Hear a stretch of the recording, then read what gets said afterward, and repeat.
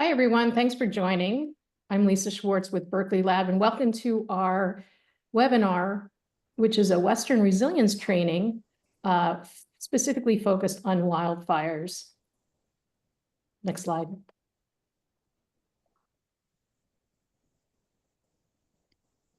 right, here's our agenda for today. We'll start off with a presentation by Miles Collins at Berkeley Lab on applications for wildfire planning of a grid resilience framework that NARUC develops with E9 Insight. We'll also have a presentation by Josh Schellenberg on the components of resilience planning for wildfires. And then we'll turn back to Miles, who will present briefly on a recent report Berkeley Lab published, Bridging the Gap on Data Metrics and Analyses for Grid Resilience to Weather Events. And that focuses on the data and metrics and analysis that state agencies and stakeholders can request from the utilities that would be helpful in their review of grid resilience planning and filings. And we'll take a break from 12:10 to 12:15, a short one, and then we'll return with two excellent panels. The first one will focus on state efforts for wildfire resilience planning, and then we'll turn to a utility panel on resilience plans and projects. We will do Q&A following each presentation, except for the very first one, which is just a short intro. And then you can answer your questions in the Q&A box at any time. I'll put a link in the chat to where the slides are posted for all of the presentations today. And shortly, we'll put on that same website a link to a video recording. Next slide. So just some housekeeping items. It would be helpful if you'd add your affiliation to your Zoom name. We've shown you a screenshot of where you can find that. Please mute yourself when you're not speaking. This is actually a Zoom meeting rather than a webinar, so it is important to mute yourselves. And again, you can use the Q&A feature to ask your questions during the meeting. When we open up the meeting at various times for questions, please raise your hand if you want to get to the floor to ask your question live. And again, we'll be recording the session and posting it to share with the public. Thank you. Next slide.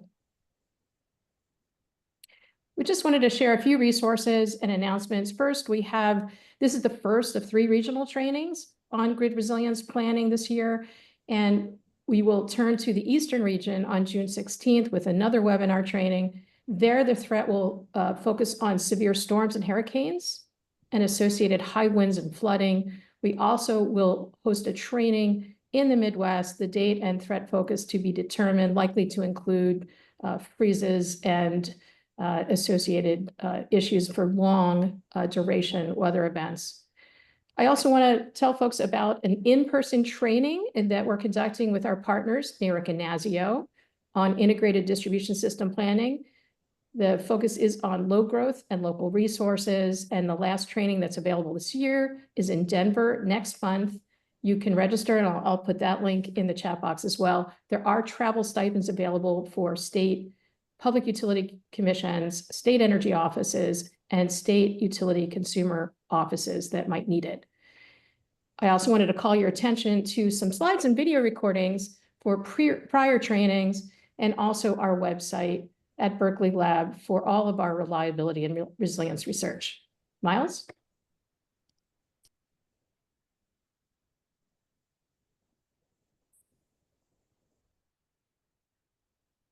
Thank you, Lisa. It's a pleasure to be speaking with everyone today. I'm going to be giving an overview of a new publication from the National Association of Regulatory Utility Commissioners, or NARUC. I'm not an author of the study, but I'm a consumer, and I'm going to be approaching this overview through the lens of applying the framework to wildfire mitigation planning. In 2023, NARUC initiated a project to help state utility regulators identify and address resilience efforts in their jurisdictions. With funding from the U.S. Department of Energy's Grid Deployment Office, NARUC sought to better understand the needs of its members to respond to investment proposals, to enhance and to plan for resilience within their jurisdictions. So with facilitation help from E9 Insight, NARUC held meetings across the U.S. with state regulators to hear about their needs and challenges. Based on this information, NARUC established 3 peer learning cohorts focused on specific topics. So one was resilience metrics, second was resilience valuation methodologies, and a third was regulatory mechanisms to support grid resilience. And these 3 cohorts were part of the larger Department of Energy cohort series of energy security and grid resilience, which was sponsored by DOE's Office of Cybersecurity, Energy Security, and Emergency Response, or CSER, and Grid Deployment Office in collaboration with NASIO and the Pacific Northwest National Labs. So the need for a resilience framework emerged through the work of these cohorts. It's not a how-to guide for developing specific actionable grid resilience plans, but instead it helps gather valuable information for decision makers to use to generate positive outcomes that meet stakeholders' needs. To be useful, it was clear that the framework needed to be adaptable to a wide range of regulatory contexts and regional threats, and also flexible to meet a variety of resilience applications. It serves several purposes, which are listed there on the right. So it guides regulators. It's designed to help state agencies and PUCs identify questions they can ask when considering resilience investments and planning processes. It aids other decision makers. So beyond regulators, the framework considers other state agencies and stakeholders involved in or affected by grid resilience and identifies ways they can participate in resilience-related discussions and decision-making. And then it also supports grid resilience planning. So it aligns with NARUC's broader goal of providing resources that promote thoughtful decision-making in emerging areas of policy and technology. And it's modeled on NARUC's grid data framework. So this slide shows the 6 components of the framework. This presentation runs through each of these in turn, and we'll start in the upper left with the goals and objectives. We'll move clockwise to cover use cases, definitions, process leadership and participation, design questions, and implementation. The framework can be used in any order or combination, and the report notes that as regulators and state energy offices gather more experience in reviewing resilience proposals, conducting resilience planning, and collecting information about programs and technologies, they may choose to use the framework in a more linear fashion. So the cohort, we'll start with goals and objectives. The cohort participants noted that state regulators and energy offices may have been reviewing resilience proposals in a vacuum previously, either due to time constraints or lacking appropriate context for the proposals. Cohorts recognize that having a set of goals and objectives is an important piece of the process that may have been lacking or not adequately expressed prior to making decisions. So as a result, success was more difficult to recognize, and measurements of progress were difficult to contextualize because there were few to no points of reference for progress, success, or failure. So to help decision makers address grid resilience, it's helpful to clarify and agree on the ultimate vision for a resilient grid in the state, which this framework characterizes as the resilience goal, as well as the milestones on the journey to that future, which in this framework are called the objectives. The examples here at the bottom apply to wildfire, surrounded by the dotted orange box. Planning objectives could be related to situational awareness. So, for example, the percentage of distribution lines with SCADA equipment. It could be related to infrastructure hardening, so the percentage of distribution lines undergrounded. And they could have other objectives as seen here related to technology deployment, operational criteria, emissions, among others.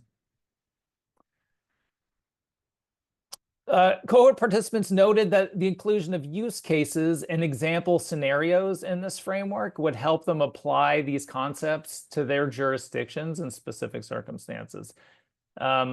By considering possible scenarios, stakeholders can apply the framework to a specific context and outline potential needs and pathways to reach relevant goals or decisions. So, for example, developing resilience plans or programs or making decisions on investments.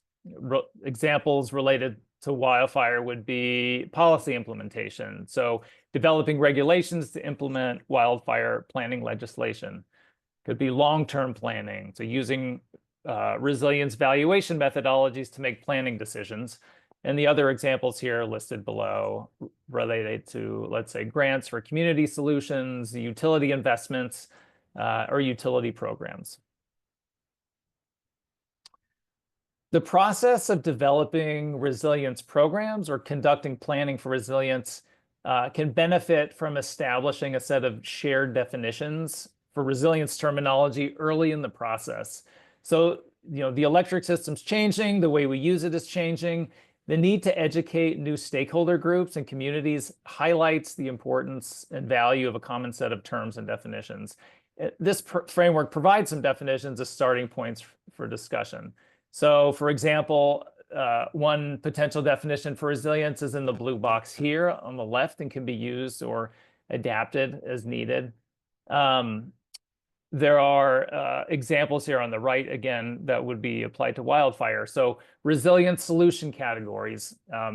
Mitigation measures could be related to mitigation such as infrastructure hardening, automation, on-site backup generation. They could be related to preparedness, they could be related to response, or they could be recovery solutions. For the event severity level is another category. Distinguishing between different event severities or conditions can be useful when evaluating resilience of the system. So, one classification system could use the terms blue sky, gray sky, and black sky. If we're looking more at a wildfire-related severity levels, we could have this example where you have the conditions of a red flag warning only, a high wind warning only, or the combination of the two together. For priority zones, some state resilience planning efforts and programs may designate specific geographies or zones as higher priority for improved grid resilience.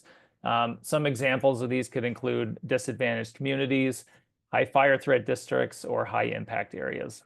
And then finally, resilient service level. So in measuring and valuing resilient solutions, it can be useful to define how much resilience is provided, and the concept of a resilient service level is a combination of parameters into a metric or number that could be used in a contract or a rate case or a program requirement. So a key feature of regulatory development is the nature of the process itself. So roles and responsibilities. With changing risks, new communities leveraging the electric grid, and new resources being added, and multiple government agencies in play, it's increasingly important to understand the roles and responsibilities that the different entities should play that are involved. When a resilience event or an outage occurs, multiple state and local authorities each play a role in providing services for the community. And so state policies may identify a specific agency as the lead agency on certain topics. The importance of process leadership and participation is also applicable within a PUC. So identifying which division should lead a proceeding, which staff members should be consulted. These can ensure that the process being implemented by the commission includes the right internal voices that have roles to play in the resilience discussion. And then the process itself may warrant consideration. So commissions conduct different types of proceedings. It could be a commission could decide to address resilience in a focused open proceeding or a technical session, and they could address it in a separate proceeding or consider it in a broader proceeding such as distribution system planning. Policy and program development can be organized as a set of design questions that leaders and stakeholders work to answer. Articulating these questions can help guide the process and generate outcomes that support the agreed upon goals and objectives. So this will also help define the scope for any process or proceeding and guide the development of an appropriate record if necessary. An added benefit is ensuring that the effort stays focused on the goals and objectives. So examples of design questions related to public safety power shutoffs or PSPS would be how would the state define the geographies that have a higher priority for implementing PSPS? What conditions would trigger them? And then how would these policies distinguish between facility types? Finally, implementation. So this component addresses the decisions and guidance a decision maker may consider when carrying out resilience-related regulatory changes and programs. So it could include developing timelines for meeting goals, scheduling future reviews of resilience investments. Regardless of how implementation proceeds, there should be a clear pathway for ongoing review of investments, metrics, and programs to ensure that the relevant goals and objectives are being met.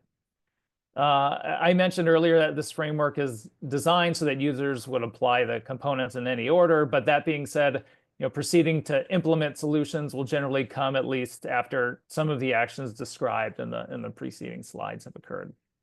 Examples of implementation questions. So what decisions are needed to implement the mitigation measures? Who are the decision makers?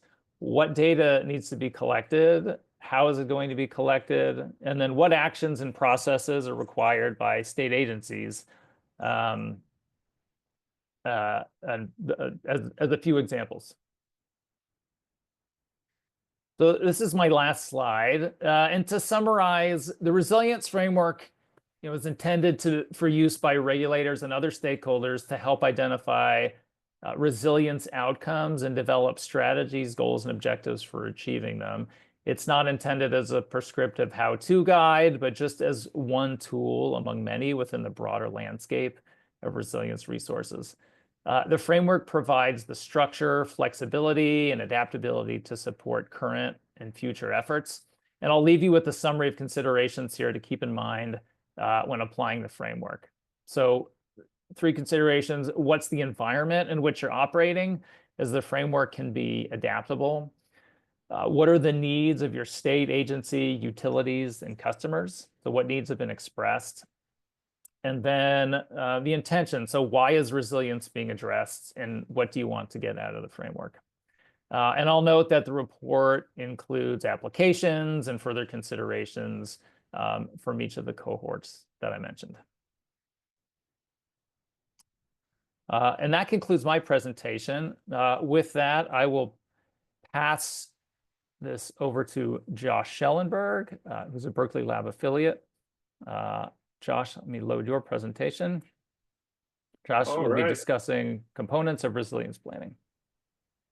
Thank you, Miles. Now that you have a good overview from that framework, we can take a deeper dive here into the components of resilience plans, and specifically for wildfires. Next slide, please. It's great to see so many people on the call today, and I think that might have to do with the fact that wildfire risk has spread throughout the entire western part of the country. As you can see from the FEMA risk map here, the very high risk areas are throughout about 15, 16 western states, and there's been major events in Hawaii, the panhandle of Texas, as well as several other western states. So it's no longer just a California problem, but an issue that we're facing throughout the western part of the country, and even parts of the southeast, as we saw recently in the Carolinas. Next slide. And so due to wildfire risk, as well as other extreme weather hazards such as storms, states are responding with resilience planning requirements for regulated utilities. And so here's a map that shows the states that have resilience plan requirements, and that includes wildfire mitigation plans out west, as well as climate change vulnerability assessments. And in the case of Florida, storm protection plans, and Texas actually has an all hazard resilience plan. So there's a few different flavors of resilience plans, but throughout the country, we're seeing just a huge impact from the plans that have been filed. Could affect over 47 million utility customers. And so that will potentially improve grid resilience for roughly 135 million people throughout the country, or 40% of the US population. So the impact of these requirements and the subsequent plans that come out of them are affecting a lot of people throughout the country. and helping to mitigate the impacts of a wide variety of hazards, including wildfires. Next slide. And so as part of the work that I did with Lisa Schwartz, who you saw earlier, last year we reviewed resilience plan requirements around the country and the subsequent utility plans that were filed. And we basically boiled it all down into a utility resilience plan template. And that is what you can find in this report that is shown here, along with a lot of other examples and an introduction with a motivation for why it is helpful to have a resilience plan requirement in a given state, or for any type of utility to develop a utility resilience plan according to a certain set of requirements. And so this is a resource for states and utilities to continue to advance resilience planning processes in the context of rapidly changing risks and technologies. And so drawing from those state requirements and utility filings, it summarizes best practices and offers this standard template that states and utilities can adapt to meet their own needs. And so the report and a Word document that includes the resilience plan template is available at the link and QR code shown there. And so the Word document version is particularly helpful because you can just easily go in and edit it and adapt it to your own needs based on some factors that I'll talk about later in the presentation. Next slide. One of the big areas of feedback that we got on this report, and you'll notice in the acknowledgement sections of that report, we got a lot of feedback from states, from utilities that have implemented resilience plans, from consumer advocates. And so it's a really great collaborative process. But one of the main thing was there's a bit of a challenge that many utilities and states are facing just in terms of where do you start? If you're in an area that's just starting to see significant wildfire risk grow, how can you start to mitigate that risk and put together a plan to do so in an urgent manner? And so, developing that comprehensive resilience plan that includes all items in the template may not be feasible for some utilities, but what we suggest in the report is that you can start with a vulnerability assessment for one or two priority hazards, and in this case, it would be wildfire for many areas. And importantly, though, the wildfire hazard is a combination of drought and extreme winds. And so it might seem like it's just one hazard, but you can actually analyze the weather patterns and the climate projections for drought and extreme winds separately and see how the combination of those two can lead to wildfire risk in a given area. But from there, you can learn from the process and continue iterating as planning practices evolve. I was just in a wildfire symposium in Sacramento 2 days ago, and a huge theme there was continuous improvement and how the planning practices are continuing to evolve and the technologies are continuing to evolve. So a great resource, though, was what PG&E put together, which was this guidebook, and you can see the report cover on the right, that highlights tools and processes that help with near-term risk-informed wildfire mitigation. And this is a really great report because I think when wildfire risk and a lot of storm risk first started to really grow around the country, the first thought was to just do a bunch of vegetation management or underground lines. But vegetation management is something that you always have to redo every few years, and you're never gonna, predict every single tree that might fall. And then undergrounding is a fairly slow process, takes a lot of planning. And so if you have this urgent risk, it might not be the best solution. And of course, it's quite expensive. And so this guidebook from PG&E is a really helpful resource for states and utilities that are just starting to work on wildfire mitigation plans and identify the cost-effective investments that they can implement in the near term. Next slide. So I'm going to go through a few examples here at a high level.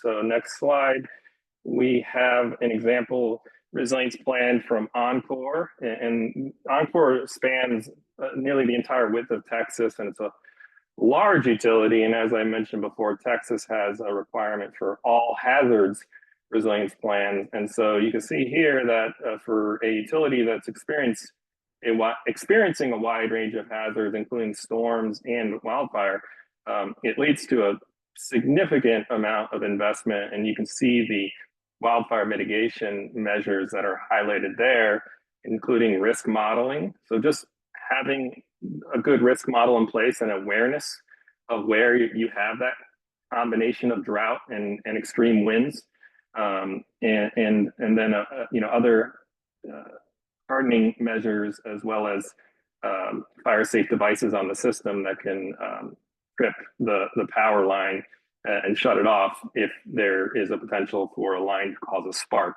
And I'll show an example of that shortly. Next slide.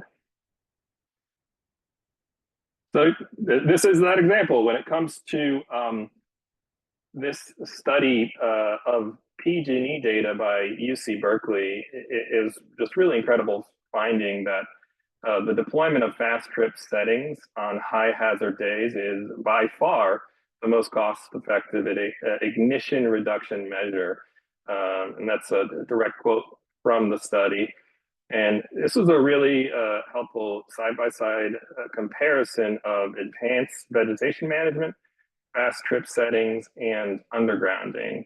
And ultimately, I think the best way to sum it up is by the PG&E quote at the bottom left, that as they operationalized enhanced vegetation management, which was a huge effort, they spent billions of dollars on vegetation management throughout Northern California. They realized they needed to evolve engineered controls or fast trip settings. You might also hear this referred to as enhanced power line safety settings. And the reason for that is because they cannot identify every tree that may pose a risk. And so having that ability to cut power to the line within a tenth of a second, when even the smallest branch hits a line under those high fire risk conditions, has proven to be a highly effective and cost-effective wildfire risk mitigation measure. Next slide. Here's a look at an example from Idaho Power, and you see this a lot in wildfire risk mitigation, the idea of this risk bow tie to support wildfire risk-based analysis. And it really is a good tool for talking with subject matter experts within a utility or other stakeholders to really break down the risk into what the key risk drivers are, how that may lead to an ignition of utility equipment that leads to a wildfire, and then ultimately what the impacts are that come out of it, as well as ways to mitigate those impacts, which is a major theme that we're seeing in the industry, is that ability to respond quickly and work with other agencies in the state is key. And I'll get into a little bit more detail on that shortly. Next slide. So the last example here is getting back to this risk modeling concept. And I thought this was a good example to include from a cooperative utility in Colorado, and that is Holy Cross Energy. And I just looked at this wildfire mitigation plan and saw this map and read about their methodology, and the link is there in case you'd like to take a look. And I was just really impressed for a cooperative utility to do this, deep modeling with GIS and weather projections at a very granular level, taking into account the, where the urban areas are that could be impacted by fire. And I think it was just a great example to show that, while utilities like PG&E and others are definitely showing what the best practices are, smaller utilities and cooperative utilities can apply those best practices as well, and really start to understand wildfire risk overall, and then also be able to track it in an operational way. Next slide. So now we'll jump into the resilience plan template and considerations for applying it to wildfire mitigation. So next slide. And so I'll just walk through this high-level guide, and then we can show each component of the resilience plan template And as I mentioned, you can download the Word document version of it and adapt it. And considerations for that adaptation of the plan could include state and utility objectives and priorities, definitions of key terms in your state, hazards and infrastructure and processes and scope. And then, obviously the size of the utility, scope of the plan, what type of planning horizon you're looking at, and the expected level of investment. So if it's a smaller utility, smaller level of investment, you might want to apply some of those recommendations from the where to start slide that I presented a little bit earlier. But for large utilities with a larger level of investment, it could be worth investing even further in developing certain aspects of the plan. And in particular, the availability of downscaled climate data for specific hazards can be a challenge, but there are tools like from Argonne National Lab that can help with that process for utilities that don't have access to their own downscaled climate data. And then ultimately, the plan gets at the most viable resilience measures, and that may include changes to infrastructure as well as planning and operational processes. And so I think with every resilience plan and plan requirements, it's important to set out from the start that it's not just looking at capital investments, but potentially highly cost-effective planning and operational processes that can mitigate wildfire risk. And then another key thing that's really important for wildfire mitigation is the alignment with other applicable plans. And so that may include state and local wildfire mitigation plans or emergency response plans. And so when it comes to vegetation management, there's a lot of work that the state, local, and federal government is doing that's really important to collaborate on and consider and understand the risk. And that may include controlled burns, which is common practice in many areas to mitigate the amount of fuel that's available to make fires worse and spread to catastrophic levels. And then another big one is building codes and dispensable space for buildings.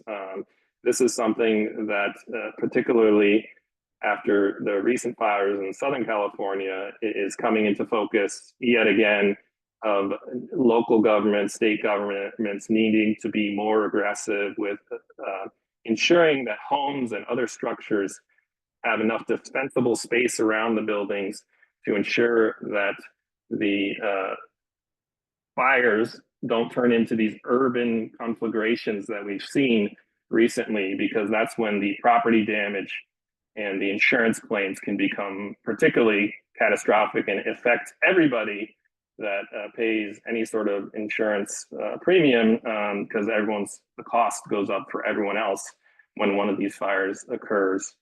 And then finally, emergency management planning is a huge one, including communications, ingress, egress issues for certain communities came up again more recently in the Southern California fires, the ability to get firefighting resources into a community while also ensuring that the people in those communities can get out and get the communications about evacuations. These issues have come up quite a bit, going all the way back to the Paradise Fire in 2018. And so there's still things that need to be worked on and can be incorporated into a resilience plan, as well as optimizing how to pre-stage firefighting resources so that they're in the places where they might be needed most, particularly when there's an extended drought and high wind conditions expected. Next slide. So that's an overview of how to adapt the template, and there's further slides here that walk through each section. So this is more meant for being able to refer back to this later, but the first section is the executive summary that just lays out some of the key objectives and findings of the plan. And you can see an image of the first page of the resilience plan template on the right there that can assist with developing this executive summary. And then next slide, section 2 is the vulnerability assessment and all of the data that may go into it. And the estimation of economic impacts and how that feeds into the prioritization of which vulnerabilities, which will be wildfire in many cases, are important for the resilience plan to focus on based on the history of extreme weather events, as well as projections of the frequency and severity of extreme weather events going forward. Next slide. So and then as part of the vulnerability assessment, putting together a vulnerability matrix like this is really important to understand the specific utility infrastructure or processes that may be impacted by a given hazard. And as I mentioned before, the wildfire can even be analyzed further into extreme winds and drought, and the combination of those two factors when it comes to analyzing that risk and the associated vulnerabilities. Next slide. So here's so that matrix is part of section 2 of the template, and then section 3 is a description of each proposed resilience program. And so this is your fairly straightforward information related to what the program is, the time period, the cost estimate, which vulnerabilities it's targeting, and how the resilience measure is going to improve the response to this vulnerability. And then also there's a lot on the rationale for selecting and prioritizing the proposed program, because that's a huge factor. As I mentioned before, the tendency is to think of undergrounding vegetation management. Those can be important solutions and can be targeted in a way to improve cost effectiveness, but other measures can be factored into that rationale for selecting and prioritizing each program, not only for an entire service territory, but where to target each of those types of investments based on metrics like risk spend efficiency. Next slide. This one's you're pretty straightforward, projected rate impacts. So for each of these resilience plans, they can be fairly detailed and costly, and so being able to lay out the revenue requirement and rate impacts is really important to ensure that all stakeholders understand it up front. And then next slide, it's just looking at some of the financial pressure that this is putting on utilities and electricity rates. Utilities in terms of credit ratings, and on the right here you can see the graph that the California Legislative Analyst Office recently put out relative to increasing rates in California, and how a lot of that is tied to very large wildfire mitigation investments that have been made and have been cost effective in many cases, but that still leads to a increase in rates. Next slide, just to wrap up here. Here are consideration of actions that states can take.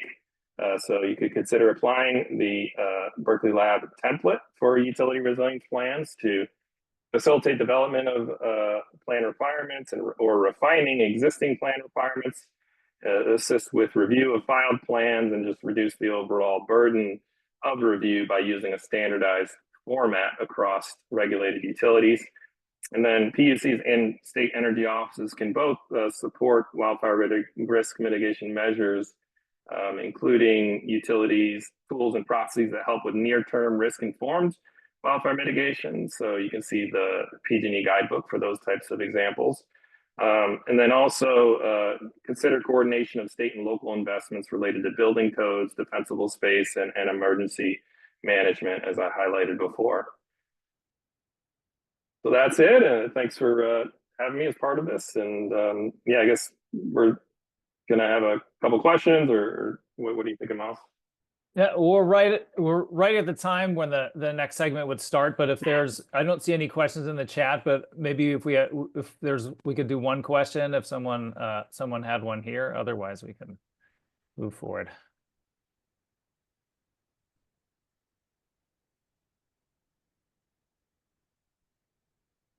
Okay. And I'll be around for the rest of the meeting here. So if any questions come up later, I can certainly answer them or yeah, answer in the chat. Thank you. Great. Thanks very much, Josh. It's a pleasure to be speaking with everybody again. In this segment, I'll be discussing a new Berkeley Lab report that we published in January on data metrics and analyses related to grid resilience. For this session, I'll be focusing on the portions of the report relevant to wildfire mitigation planning. The U.S. Department of Energy's Grid Deployment Office provided funding for this study, and the aim of the study was to help bridge the gap between the data metrics and analyses that utilities use and the information that they provide to regulators, state energy offices, and other stakeholders that engage in grid resilience planning. It can help state regulators identify, describe, request, and use utility data and analyses to inform their decisions on utility resilience plans and cost recovery requests for investments, and also help stakeholders understand why certain information is needed and what information the utility can provide. In the report and throughout this presentation, we use the definition of resilience in the light blue box, which reads, the ability to prepare for and adapt to changing conditions and withstand and recover rapidly from disruptions. So moving on to methodology and framework. Our research team reviewed resilience planning requirements for 15 states and 1 city. These requirements direct utilities to develop plans to address certain hazards. We reviewed utility resilience plans themselves, 4 dozen of them from 32 different utilities, to assess the resilience data, metrics, and analyses that utilities provided to regulators and stakeholders. These plans had a variety of names, in some cases reflecting the specific types of hazards they address, so storm prevention plans in Florida and wildfire mitigation plans in Western states. Other plans covered multiple extreme weather threats, and some resilience plans are incorporated into broader planning filings, such as distribution system plans. We reviewed relevant academic literature and reports from industry working groups. And then finally, we conducted interviews with 9 folks at PUCs, state energy offices, and utilities to identify common challenges and emerging best practices. The literature contains a number of resilience planning frameworks that utilities can leverage in their planning processes. The frameworks vary in content and nomenclature, but they generally include an assessment of hazard, risk, or vulnerability, and also an evaluation of potential mitigation measures, including a prioritization process or selection method for the measures based on the results of the vulnerability or risk assessment, and then the expected cost and effectiveness of mitigation measures. The figure here shows the overarching categories used in this study. So it's not prescriptive, but instead is used to organize the data metrics and analyses that were in the utility resilience plans. The vulnerability or risk assessment category is at the top of the figure. This is a stakeholder-informed process that identifies communities, infrastructure, facilities, and processes that are vulnerable to specific hazards, and then prioritizes these risks or vulnerabilities that are most important to mitigate based on likelihood of occurrence and potential impacts. Hazard exposure on the left comprises data on weather hazards and the exposure of a utility's assets or operations, and ultimately its customers to these hazards. Attribute metrics describe system characteristics that contribute to the resilience of the system and community. So for example, they can describe the extent to which assets have been hardened or mitigation measures have been implemented, and thus whether the electric system and its customers are sensitive to damage from a particular hazard. Performance metrics characterize the impacts of mitigation measures on system performance, often through a reduction in the negative consequences of hazard events. The vulnerability and risk assessment category in the diagram on the top spans across the 3 categories below it, as the information in these 3 categories aligns with and can inform the different steps of the assessments.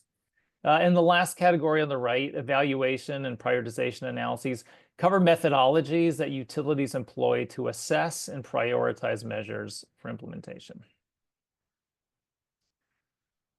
Okay, moving to state requirements here. State resilience planning requirements may be legislative or regulatory, typically PUC decisions. So in cases where the state legislature mandated resilience analyses and reporting, PUCs would subsequently provide more specific guidance generally. we reviewed the requirements to determine what data, metrics, and analyses must be filed either as part of the resilience plan or in supplemental reports. And this slide shows an overview of the state requirements. So they're divided into 3 groups, with those addressing multiple hazards at the top. These include general all-hazard resilience as part of requirements for climate vulnerability assessments, distribution system plans, and infrastructure modernization, among others. The middle group is for severe storms, and then the lower group is specifically for wildfires. The different circles indicate the level of specificity for each set of requirements as it relates to each of the columns in the table. So darker orange indicates that the element is required and that the language is specific about what is required. The lighter orange is required, but higher level. And then light blue indicates that the states recommend providing certain types of information in addition to the required information. Colorado, Hawaii, Texas are examples of states toward the west that take an all hazards approach in their requirements. So there is no specific statute for filing wildfire mitigation plans, but some utilities have filed them, and there are examples there on the left. State requirements for wildfire mitigation planning don't have any major differences from the other requirements in terms of what you see on the table here, but generally tend to include more of the components represented by the columns. So now we'll get into the data, metrics, and analyses in the utility resilience plans. The vulnerability and risk assessments, which we'll start with, typically aim to evaluate the susceptibility of systems, communities, assets, and processes to potential harm from identified hazards. And these assessments often focus on understanding key factors such as exposure, sensitivity, adaptive capacity, and potential consequences. If we're looking at assets, the assessments would generally include an analysis and characterization of the hazard. So relative to the infrastructure, what's the nature of the hazard and what are its characteristics? Exposure, so the degree to which utility assets could face a given hazard based on location and environmental factors. Sensitivity, or the degree to which an asset could be affected by exposure to the climate hazards. For example, underground versus overhead. Overhead would be more sensitive to a wind hazard. And then in multi-hazard climate vulnerability assessments, some utility plans may use a high, medium, and low ranking system for exposure and sensitivity. In contrast, the wildfire mitigation plans tended to use this information to calculate a likelihood of a threat occurring, either of a wildfire ignition or of conditions that would necessitate a PSPS. And finally, there are the potential consequences of the event, or what is the estimated magnitude of the negative consequences. These assessments also look more broadly to take community sensitivity and adaptive capacity into account. So adaptive capacity refers to the ability of communities and institutions and systems to adjust to potential damage or to take advantage of opportunities or to respond to the consequences. So for example, access to transportation to get from somewhere without power to somewhere with power during an outage. And the greater the adaptive capacity, the less the vulnerability. This slide shows an example of a risk assessment framework from Southern California Edison's wildfire mitigation plan. The diagram is on the left, and it shows the overall utility risk broken down into ignition risk and PSPS risk. And then for each of these components, the risk is further divided into its subcomponents that are assessed, like likelihood and consequence. And the diagram on the right shows an illustrative risk bow tie, which is one of the more common approaches in the resilience plans. Josh covered this one, so I won't go into it in detail, but you see the components of exposure and then the risk event and then the outcome. Moving to hazard exposure, this category covers data related to the hazards and to the level and nature of the exposure to that hazard. So we see the types of data in the utility plans generally fall into 4 subcategories. We have the hazard data variables, which are used to characterize the hazards. So you could have wildfire area burned, days of extreme fire danger, high fire weather index, the future hazard scenarios. So you will see downscaled global climate models used to estimate what projected temperatures or precipitation and other weather patterns may be for the future. The time frame.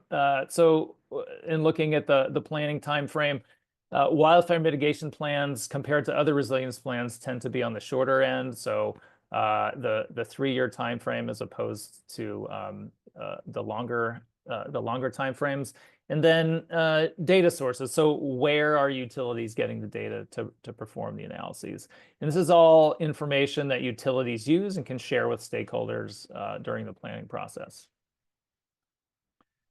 This slide shows an example of hazard characteristics and exposure data feeding into a risk map for Rocky Mountain Power in Utah.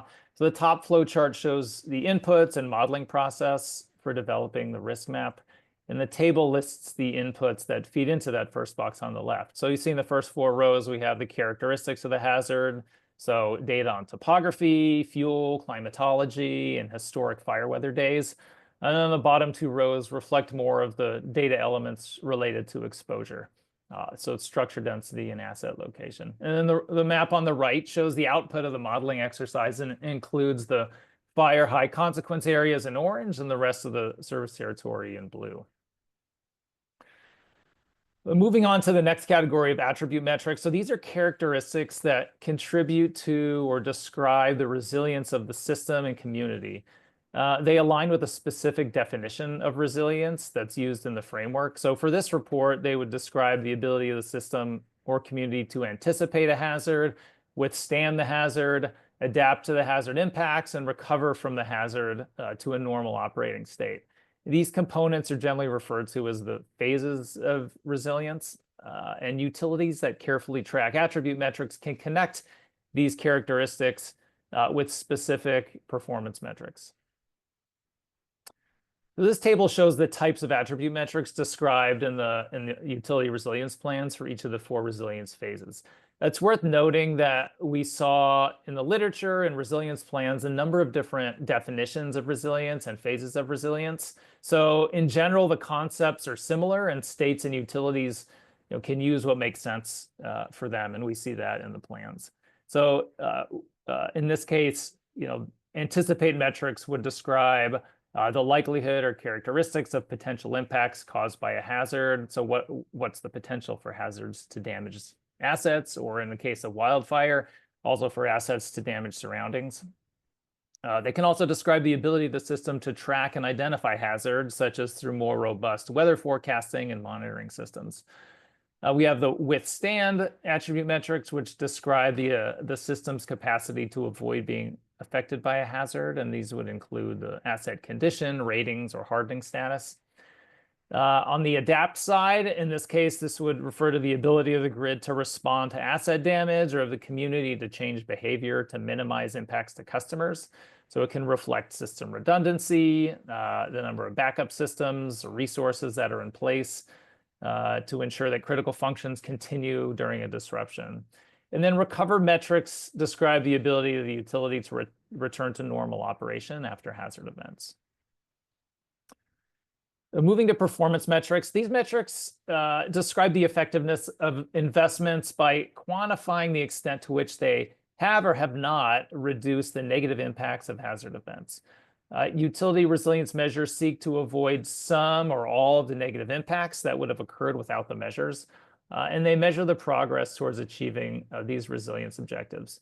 So we have 5 different categories here that we divided the metrics into that we saw in the plans. So the electrical service metrics would describe power interruptions in various ways, using a number of different variables. Asset damage and failure covers impacts to assets. Response and restoration metrics would describe the speed and effectiveness of utility restoration efforts. Monetary impacts reflect the cost of the impacts to the utility, customers, and then the regional economy. And then customer communications and engagement metrics describe how effective these outreach efforts are, or that the utility does for its customers. And these are important in particular as utilities communicate about impending storms, interruptions, and PSPS events. Regulators, utilities, and stakeholders can examine these metrics across additional dimensions by looking at specifically critical infrastructure, PSPS events, and distributional impacts. And those components are what I characterize a bit more here. So the critical facilities, these are essential for the health and well-being of the community and would include things like hospitals, fire stations, water treatment facilities. And so resilience plans focus on wildfire mitigation, would focus specifically in many cases on PSPS events or the intentional de-energization of portions of the grid to reduce the risk of wildfire when the combination of wind and other environmental conditions create a high risk of fire. So the upper figure here in the upper right shows frequently de-energized circuits in SDG&E's wildfire mitigation plan, for example. And then resilience plans also assess the distributional impacts of performance metrics, so they can focus on disadvantaged or vulnerable communities to see if they would see a proportionate share of benefits or resilience improvements. And we see that in the lower right also for SDG&E. This table shows examples of metrics for electrical service. Many of them are reliability metrics that utilities have adapted for some of the resilience planning by including MEDs, which are statistically determined days when utility system performance is significantly impacted by events outside of normal operating conditions, such as extreme weather. Utilities are also using these indices for, like, in some cases, specifically for times when there were certain environmental conditions, such as red flag warning days, which some states have as as separate classifications. There's major storms in some cases as well. These also sometimes include metrics. The metrics sometimes are inclusive and exclusive. You see both views of PSPS events. So, for example, you could look at the duration of PSPS events during different wind warning statuses, red flag warning, high wind warning, etc. And there are a few key dimensions of granularity for interruption data that can really help in targeting these metrics. So the IEEE standard listed on the slide provides guidance for collecting, categorizing, and using interruption information. And this structured approach to identify and categorize causes of interruptions can enable consistent reporting and analysis. This slide shows a segment of a wildfire mitigation data reporting template as an example from the California Office of Energy Infrastructure Safety. So it illustrates the level of granularity on the detailed end of the spectrum for providing information on outages based on the cause category. There's a subcategory of risk event driver, the line type, and then high fire threat district here.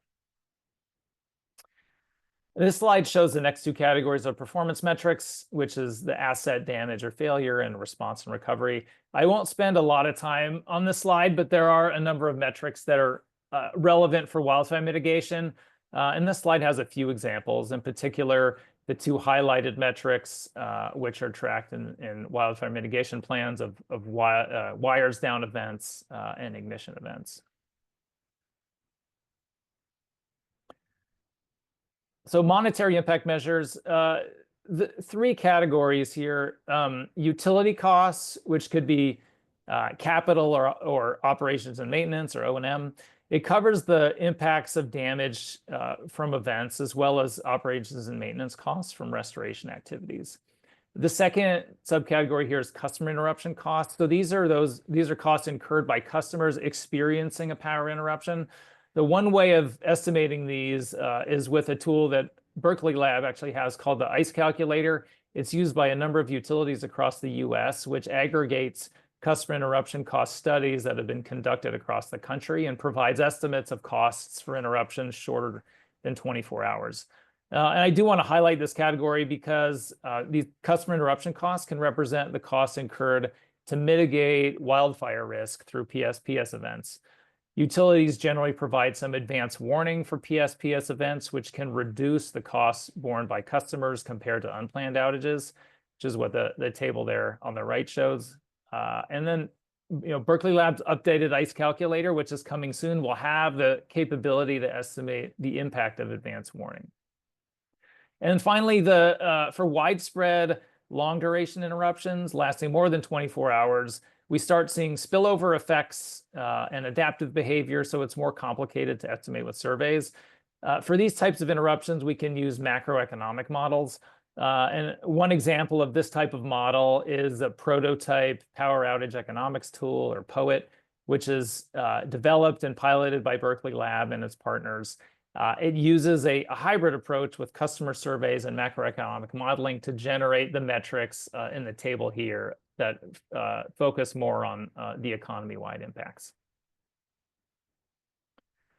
So the last category in our framework covers evaluation and prioritization analyses.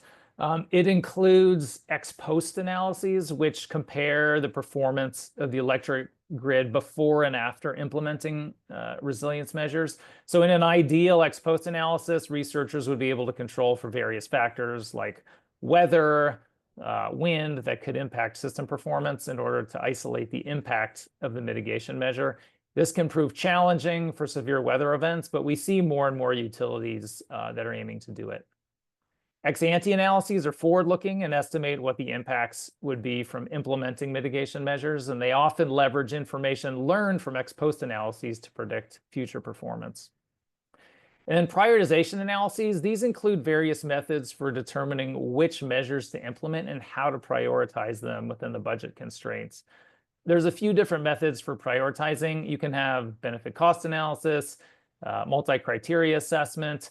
For wildfire mitigation, it's more common to have estimates of cost effectiveness based on risk reduction. So it's a risk spend efficiency calculation. And the example on the bottom right down there is Portland General Electric implemented a safety-adjusted protection implemented safety-adjusted protection settings on devices within a high fire risk zone to reduce ignition risk during the fire season. And they were looking to analyze the system-wide reliability impact of this. So they conducted an ex post analysis to compare the indices there during the wildfire season before implementation with that after implementation.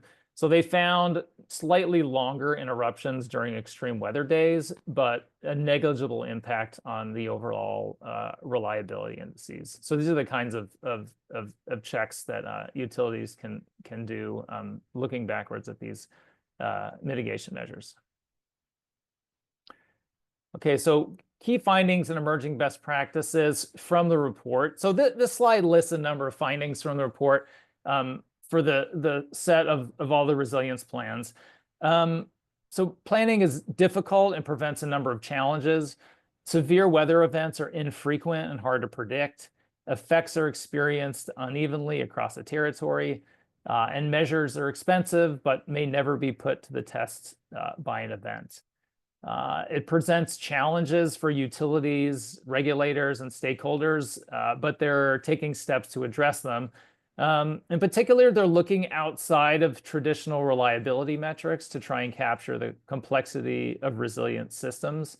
And they're also doing a few other things. They're defining and considering vulnerable populations in the plans, and then taking more and more steps to measure and track performance of resilience measures. And we have more examples of these in the report. Emerging best practices. So again, this lists the emerging practices, the emerging best practices that we saw throughout the plans. Just to touch upon each of these, selecting and establishing a clear analysis framework. So, it's important for regulators and utilities to have a mutual understanding of that framework to guide the development and the sharing of data and metrics and analyses to support the planning process. Consistent definitions, an accurate location for critical facilities, an understanding of vulnerable populations and their capacity to adapt to power interruptions and other impacts of severe weather, measuring impacts consistently and at a granular level. So the outage management systems that utilities have are tremendous sources of information, and the IEEE standard that I had mentioned earlier provides a great set of guidance for making sure that that information is consistent, and getting that at a granular level. Addressing uncertainty. So there's a lot of uncertainty in planning for these low frequency, high impact weather events and fires. And there's novel ways to address the uncertainty and communicate it. And this can help the planning process. Using combinations of metrics. So understanding the trade-offs you might see between metrics. If you implement one particular mitigation measure, that might have adverse effects on some of the reliability indices, but may actually increase the resilience on the system. And then ex post analyses. So, I discussed these. These are improving, and it is an emerging practice to get more and more information on the effectiveness of these measures by having these structured analyses. And that concludes the presentation portion. I'm happy to answer any questions that came up here. All right, thanks, Miles. There is one question so far. Have any states attempted to coordinate resilience investments across multiple utility sectors like electric, water, and telecom? And if so, what kinds of processes were used for that coordination? It's a great question. I think, and Josh, Lisa, if any of you have seen any plans that have that coordination or that address it, I'd be interested to hear your thoughts too. In the plans that we looked at, none are coming to mind for that for the coordinated resilience. That is a question that I will take back, though. I'm happy to provide more information later. I can look a little bit more closely, but Josh, Lisa, if anything comes to mind for you all. I think what comes to mind for me is some of the state energy security plans that came out of the requirement for the 401(01)D funding. So some states made those plans public, but in some cases they were kept confidential. But I remember reviewing a Kentucky state energy security plan that was released, I think, in 2023, that I thought was a quite good job of covering a wide range of sectors, I guess you would say. Great. Thanks, Josh. We have time maybe for one more question if somebody wants to raise their hand. If there are any questions at this time. And then we're just about to go on a 5-minute break, after which we'll be back for our state and utility panels. Sounds great. So 5 minutes, we'll come back at, let's say, 12:14 Pacific time. And then if the 4 panelists for the state panel and the 3 for the utility panel would like to check audio during the break, please feel free.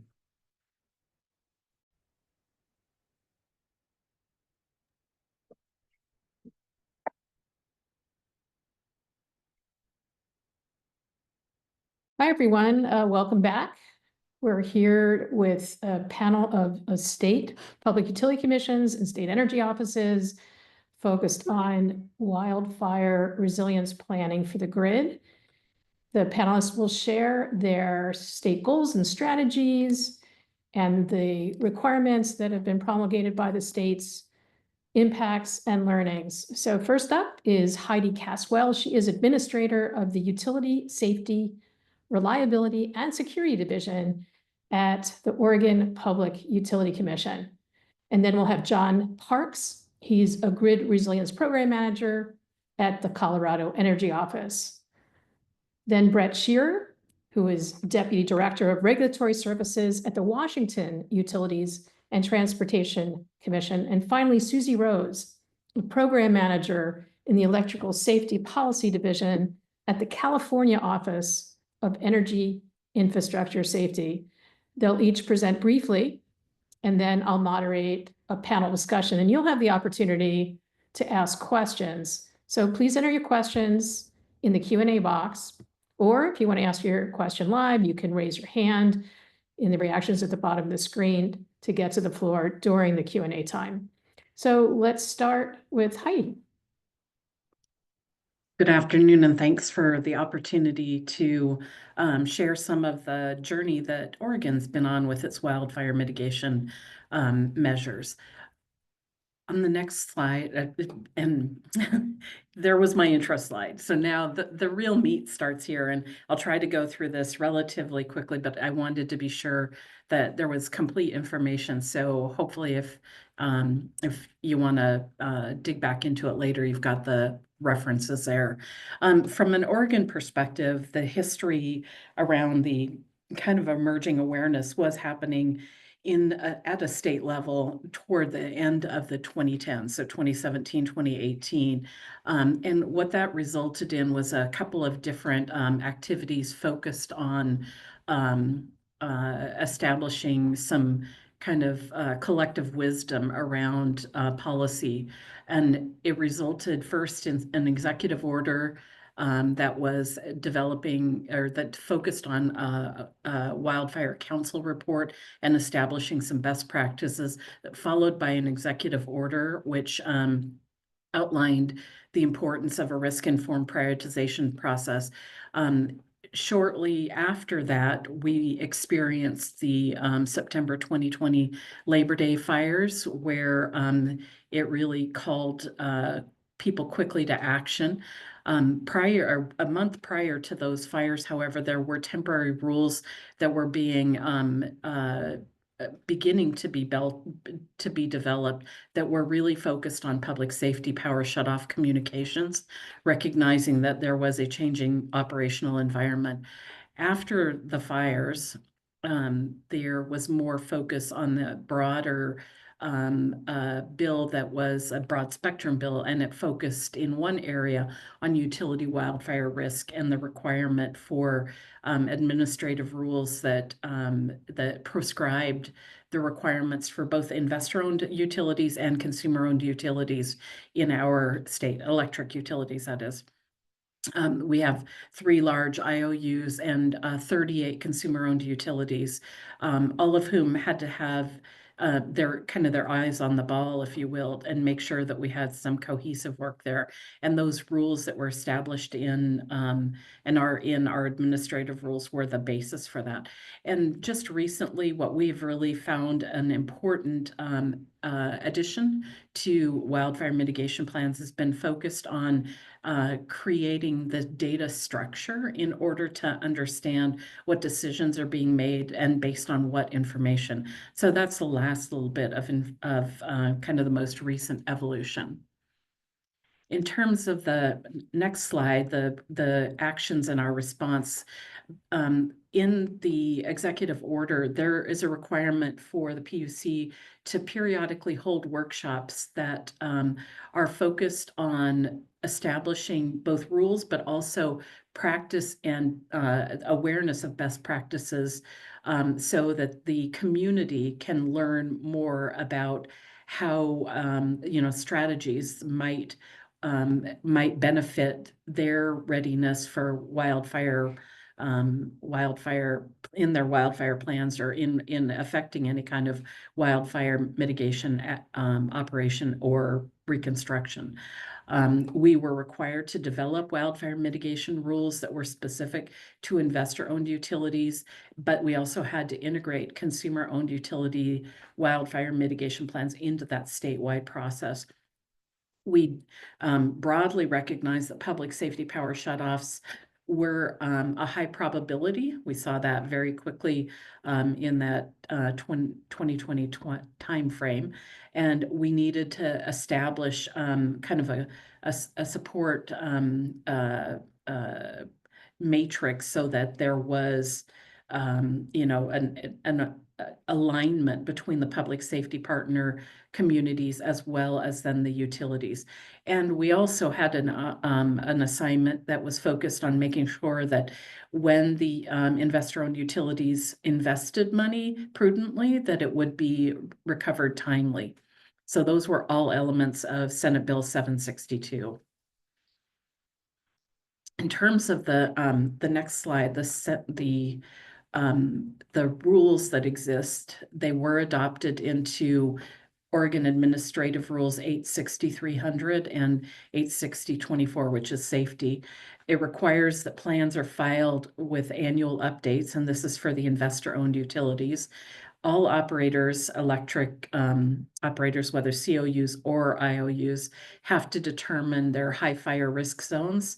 They have to communicate that and prepare or perform enhanced inspection in those areas, annual inspection in those areas, and correct more rapidly than would otherwise be required. And then there's clarification for the investor-owned utilities around the expectations for communication and coordination associated with public safety power shutoffs. There's also a piece that is focused on if an ignition prevention inspection yields the fact that there is something like a telecommunications has a loose lashing wire, there is a provision that they need to notify the telecommunications operator that there is a fire threat condition, if you will, and that they're then within a certain period of time, the correction needs to be made. And if it's not, then the electric utility can make that, and there is a kind of an inconvenience fee that's added to that. Last piece of our rules requires that any consumer-owned utilities that update their plans needs to provide the updates of them within 60 days of the governing board approval. So it's trying to make sure that we have a contemporary set of rules on an ongoing or set of plans that are prepared by the people that best know their systems on an ongoing basis. In terms of the process, the next page has the kind of some milestone dates. The administrative rules were adopted in 2022, and the first plans were filed by the investor-owned utilities at the end of 2022. And then the consumer-owned utilities were filed by June 30th of 2023.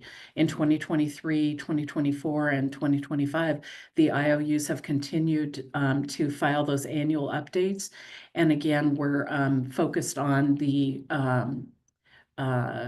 really evolving the awareness of how the data is driving the decisions in order to really get to some of the pieces that Miles was speaking about earlier, understanding the risk buy down that might have existed and the cost for which that buy down happened.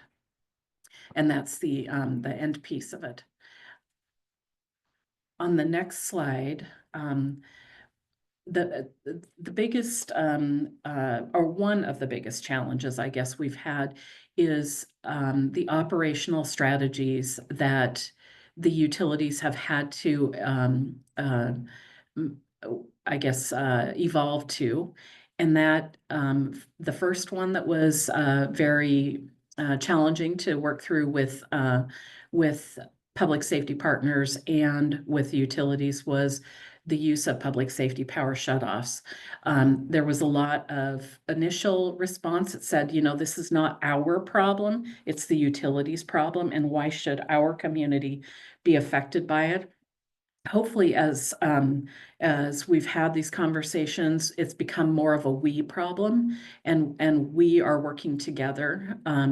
We have had both in 2020, there was a very small PSPS that was executed. In 2022, there was a statewide public safety power shutoff that was executed.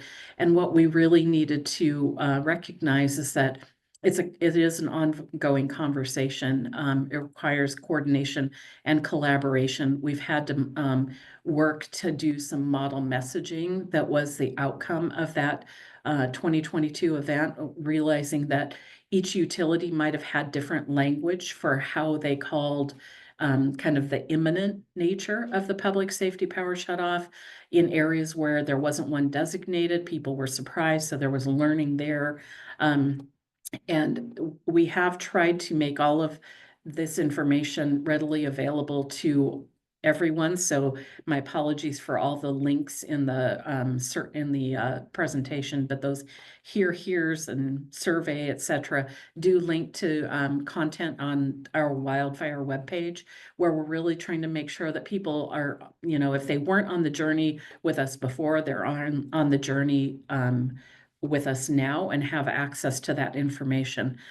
And again, where we really found some opportunity to lean in was trying to make sure that both public safety partners and utilities had model messaging and use the same terms, so that if you were on one side of the street and served by one utility, or on the other side of the street served by a different utility or a different side of town, you would hear the same words the same way. And I consider that a really big success after that 2022 activation that we had. The next slide just shows you for your reference what the elements of our wildfire mitigation requirements are. And that concludes kind of the Oregon journey. Great, thanks, Heidi. That was terrific. Next up, we have John Parks with Colorado.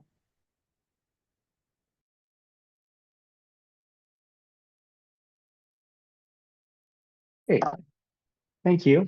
I'm John Parks with the Colorado Energy Office. I manage our grid resilience program, which is the formula funding to states and tribes that comes from infrastructure bill section 40101D. So I definitely bring a different perspective than Heidi does from Oregon, the PUC. I'm not on the regulatory side of things. But I just wanted to present a little bit about what we're doing in Colorado in terms of grid resilience. One of our documents that we have is that focuses in this area is the Colorado Grid Resiliency Framework. And this actually comes from my sister agency, the Department of Local Affairs, and within that is the Colorado Resiliency Office. In this framework, it has this visual that's currently on the screen. And I think that's really important to really kind of describe or identify the intersectoral nature of resiliency and grid resiliency. I think that grid resiliency could probably fall in that infrastructure bucket there, but it really impacts all those other buckets and aspects of our life. And it also impacts the outer parts in terms of the triple bottom line approach, perhaps with the economic vibrancy and the risk from natural and other hazards and the social equity. And then that is all impacted by our changing climate. Next slide, please. So here are a couple of some plans that we currently have. We currently do not have requirements for wildfire grid resilience plans, although we do have a number of our investor-owned utilities are working on developing these. They've released several iterations, and they're currently working on an updated version, and that's really tied to our distribution system planning, or DSP, which I'm not personally involved in, and I look forward to learning more about. But these are some of the other aspects that I've been more involved in that do have relationship to grid resilience. And so there's that Colorado Resiliency Framework. There's a 2020 version that's currently out. We're currently working on an updated version that will come out this year, and it will have a grid resilience component to it. There's also the microgrid roadmap, which was released earlier this year, and really focuses on microgrids, how they're being used in the state of Colorado, what the challenges are to expanding the use of microgrids, and what are some steps to get past that. And then this last report here, this is from it's from a partnership from the Grid Deployment Office and a contractor, Baringa, that was working with all the the Western states to do a forward-looking analysis of what are going to be the impacts from these different natural threats on the grid at mid-century and end of century. And we're hoping to actually do a more granular study with that would be a continuation of this. And this is part of the GRACE study, right? I believe that stands for the Grid Resilience Analysis and Climate Change Impacts. Next slide, please. So I did mention we do have some utilities that are working on utility wildfire resilience planning. Over half of our state customers receive their electricity from Xcel Energy. And so they have released plans in 2019, 2020, 23, and they're currently working on an updated plan. So this is something that is in process, and it's not necessarily tied. There's not a prescription in law that they need to do this, but it came out of a rate case filing in 2019 when Xcel committed to making this wildfire mitigation specific investments, because 2020 was a really rough year for wildfires in the state of Colorado, as it was with Oregon, who just presented. And then, a lot of our utilities, we've got over 54 different cooperative and municipal utilities. They've got a varying approaches, and I've listed some on here. I will also say that with the funding from the Grid Resilience Formula funding that I manage, pretty much all of our grants, and we have 16 so far, and we've got another 15 or 16 that are in process of getting federal approval. Almost all of those have an aspect of wildfire resilience, right? Whether it's microgrids or replacing expulsion fuses, or having automatic reclosers, or doing some sort of monitoring with drones or satellites. And last slide, please. I really appreciate the NARUC resilience framework. I don't believe that we've been able to put this framework into practice thus far. I know it recently came out, but it's got a lot of great concepts in there. And one of them that I really appreciate is the focus on definitions, how definitions matter. And here is the definition of grid resilience in state statute in Colorado, which is very similar to the examples that Miles and Josh presented earlier. But I will kind of juxtapose this against one of the plans that was submitted by one of the utilities on the previous slide focused pretty much had the definition of resilience as being very different, and that being just that their assets will not cause wildfires. So definitions matter. Thank you very much, Lisa. Great, thanks, John. Next up, we have Brett Shearer with the Washington Utilities and Transportation Commission. Hello, my name is Brett Shearer, and Regulatory Services for the Washington Utilities and Transportation Commission. I'm going to talk about kind of where Washington is on this journey a little bit. I have to start off with the disclaimer that all of you already know and hear a million times a week, but the statements and opinions expressed in this presentation are mine and mine alone. They do not represent the views of the Utilities and Transportation Commission or any of its representatives. Next slide, please. So on the left side of your screen, I'll give a quick plug to the WEC wildfire dashboard. I took this image from there. If you're not aware of that tool, that's a great tool for monitoring wildfires in the West. WEC also has data tied into that goes back to the 80s that measures wildfires and by their size and location. So that's a great tool. Anyway, I took this one just kind of a random day recently. It kind of illustrated what I was trying to show, that Washington thus far has been a less impacted state in the West. You just heard from Oregon and Colorado, but California, New Mexico, Idaho have all had more higher volume and more severe fires than we have, just as a result of geography and just kind of dumb luck. Washington has the fires that we have had have tended to be concentrated away from our main transmission corridors. They've also been concentrated in portions of the state that are the least populated portions of the state. So the impacts on property damage and other things have been mitigated in that way. And the policy impact of all that is that Washington has had less urgency than some of the other states. Not that it doesn't matter, but we just haven't had that been the first actors in some of these spaces, particularly compared to some of the states that have seen some real severe instances and some much larger negligence verdicts against some of their utilities. Along the time frame, kind of on this journey that we've been on, 2017 to 2023, mimics a lot of the other states. We're kind of in the background of the party, but we're at the party, so to speak. Grid hardening, all these issues that have come through in 17 with the PG&E bankruptcy. We certainly became aware of these risks.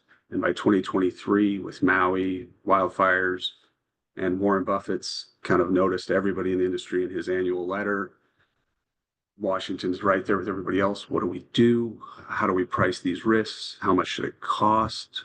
These grid hardening processes and public safety processes that we have in place and have had in place, how do we do that in the context of wildfires? What trade-offs are we willing to accept? I mean, these are conversations that kind of were going on in that time frame, which then brought us to kind of where we are now, circa 2024, 2025. That's on the right-hand side of your screen. The Washington State Department of Resources, we had a bill passed a couple of years ago, and it's pretty broad, but DNR has fought wildfires for a long time. They've been involved in land management for a long time.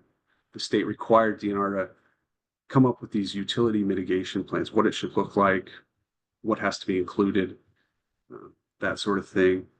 The IOUs then have to file that plan with the UTC, the publicly owned utilities, of which there are a lot in Washington, file it in a set at Commerce, a different location. But for the IOUs, the UTC literally confirms the plan. That's all the statute says.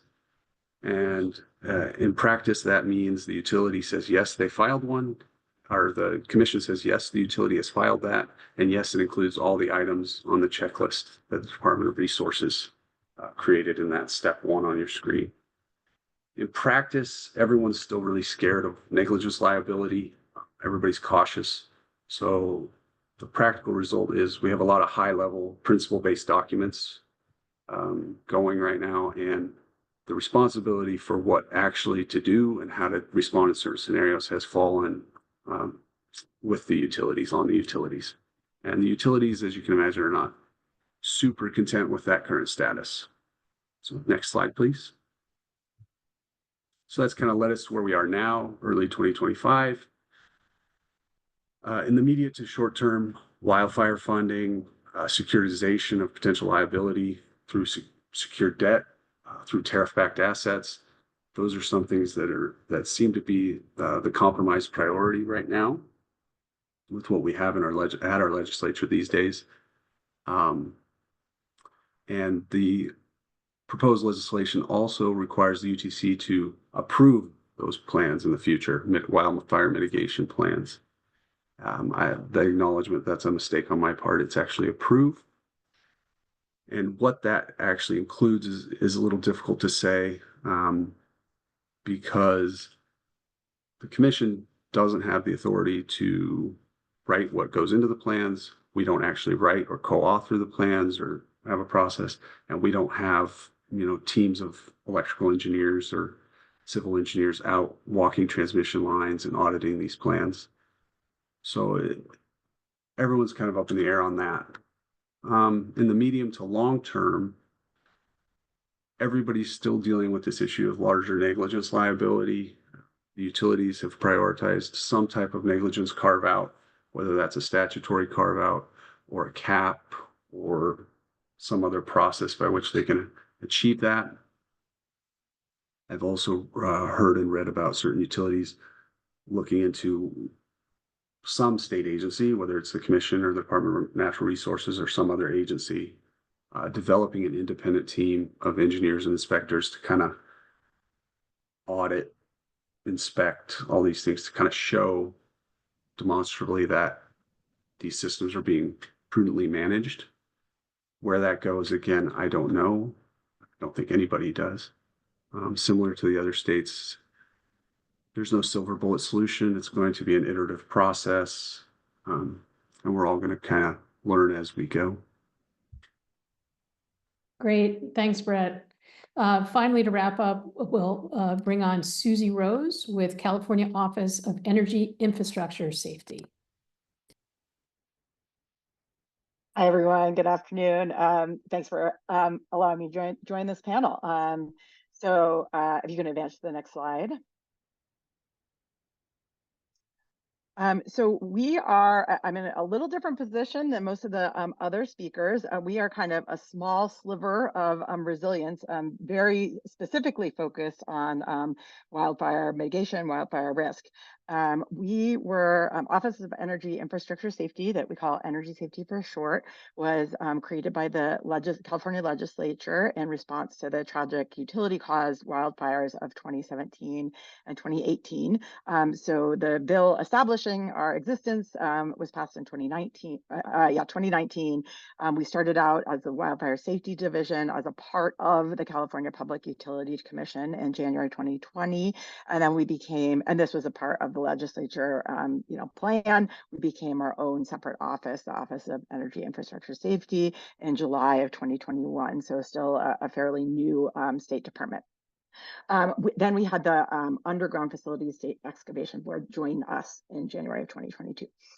Our mission is to create a safer, sustainable California with a utility infrastructure that is managed to reduce excavation and wildfire risk and adapts to an evolving climate. Next slide.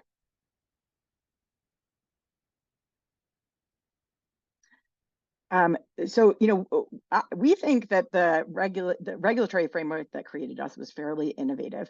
So to John's earlier point, we were created not to handle resiliency in general, but specifically to reduce utility ignited wildfires through investments in electrical grid resiliency.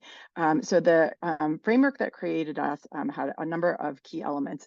One that I find pretty innovative was creating a voluntary safety certification that the investor-owned utilities, electrical corporations, are able to, but not required to pursue. There are 7 requirements for the safety certification, and if an electrical corporation obtains a safety certification, it provides a presumption of reasonableness in any utility-caused wildfires. That doesn't mean that they are not found liable, but it creates a presumption of reasonableness, and then also created a wildfire fund that utility can tap into if their actions are found to have been reasonable. Of those 7 requirements, one of them is to have an approved wildfire mitigation plan. And I'm going to talk a little bit more about that in the next bullet. There's a whole lot there that we've spent a lot of time focusing on in the last 4 or 5 years, the wildfire mitigation plans. Another requirement of obtaining a safety certification is that the electrical corporation is required to have safety metrics incorporated into their executive compensation structure. So we evaluate the executive compensation structure and make sure that the safety metrics are adequately included, and it's actually fairly clearly laid out in statute what those safety metrics need to be. So moving on, the regulatory framework also created a requirement for all electrical corporations. We have 9 electrical corporations in California to file wildfire mitigation plans every year. The plans have to cover at least 3 years, and it can be a 3-year plan with updates in the intermittent years. And that's how we do it. We have 3-year plans with updates in the intermittent years, but each electrical corporation is required to file every year. Our POUs, our publicly owned utilities, are also required to file wildfire mitigation plans, but that actually goes through kind of a separate process that is overseen by the Wildfire Safety Advisory Board that I'll talk about in a moment. You know, I could spend an entire presentation talking about our wildfire mitigation plans, but just to give you a few quick bullets on this, there are some requirements that are laid out in statute. There are 22 requirements laid out in statute, and then there's a 23rd element of statute that basically says anything that energy safety needs in order to, you know, have the information we need to approve a plan. And so we have really iterated on our. We also have the ability to establish guidelines, and the guidelines provide the like exact specific requirements for the electrical corporations for the wildfire mitigation plans. You know, we spent 5 years iterating on our guidelines, and we just adopted a revision about a month ago, and I think we're actually in a fairly good place right now with them. They are 255 pages long, and that does not even include the data requirements, the process requirements, and then we have a separate maturity model, a maturity survey that we consider in you know, approving or denying the wildfire mitigation plans. So, you know, I feel really proud of our team and our department. We've come a really long way in just a short period of time in terms of, you know, nailing down some specifics of what we want to see from the utilities, what we want their plans to include in terms of how they are evaluating their risk, how they're looking at their risk, how they're understanding their risk, and you know what they're doing about their risk, their strategy for reducing it, as well as a lot of, you know, specifics on the mitigations themselves, targets for each year of the plan, for each specific mitigation, how many miles undergrounded, how much risk they anticipate that undergrounding those miles will reduce in each year of the 3 years of the plan. We also have, you know, really beefed up our requirements around what to report on wildfire risk modeling. That image, Miles, thanks so much for capturing that image from SCE's WMP with the components of a risk model that actually mirrors our guidelines. Our guidelines, you know, kind of put out the risk components, and then the utility that we want to hear about, and then the utility reports to us in their WMP, you know, how they look at their risk components and you know, all the specifics of their model. There's also an optional 10-year undergrounding plan that gives the utilities an opportunity to plan farther in advance and therefore potentially receive rate recovery or you know, rate authorization for rate recovery from the Public Utilities Commission 10 years in advance, which is novel. You know, usually the general rate cases only go for 4 years. So that provides an opportunity for the electrical corporations to have some amount of certainty for, you know, what plans they're able to move forward with. And that is also brand new, where we have not, we've just adopted our guidelines for the utilities for what they would need to put in their 10-year undergrounding plan. And we're anticipating that one or more electrical corporations will file this year. The statute also established a Wildfire Safety Advisory Board of technical experts to advise energy safety. That board also reviews and comments on the POU WMPs. And then lastly, we have annual safety culture assessments where we are issuing surveys, talking to management, having working groups, et cetera, to try and get a sense of safety culture, specifically in the wildfire context. And we do that on an annual basis. Next slide. So I've already talked through most of these, but just so you can see them all in one, our core statutory responsibilities. We have the wildfire mitigation plan evaluation. One thing I didn't mention yet is that we also do a compliance assurance to the wildfire mitigation plans. We have a whole compliance division that works on making sure that the utility is actually, you know, putting into practice their wildfire mitigation plan. That was also a component of the safety certification, is that they have to be, you know, making progress on their wildfire mitigation plan. The 10-year undergrounding plan, evaluation and compliance, safety certification review, annual safety culture assessment, and the executive compensation structure review. And then on the right side is the underground safety elements of our statutory responsibilities. Next slide. Key areas of oversight. I think, you've heard these earlier today, and, we really are taking these on at Energy Safety, trying to ensure that the utilities system hardening plans are targeting their highest risk areas, ensuring that quality asset inspections and associated associated repairs are completed, driving effective vegetation management practices. We actually have a brand new environmental science division that specializes in environmental or the vegetation management oversight.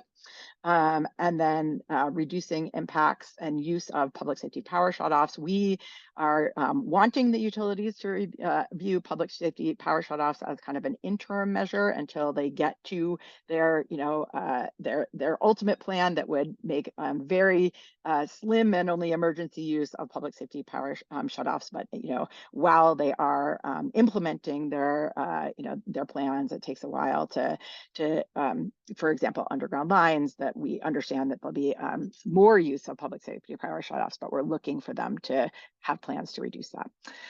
Monitoring the evolving use of protective equipment and device settings on remote devices. So we call that PEDS, protective equipment and device settings, but it encompasses EPSS, fast trip, RevCol, various other devices that would, shut off the power if anything on the system indicates that there is imminent danger.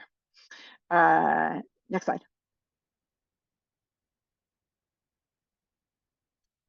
So impact of the regulatory framework, of course, we're not very far in, but we really feel like we already have seen changes in the way California electrical corporations are building, operating, and maintaining their grid. We've been pushing, and we've been, more and more seeing the utilities take a risk-informed approach.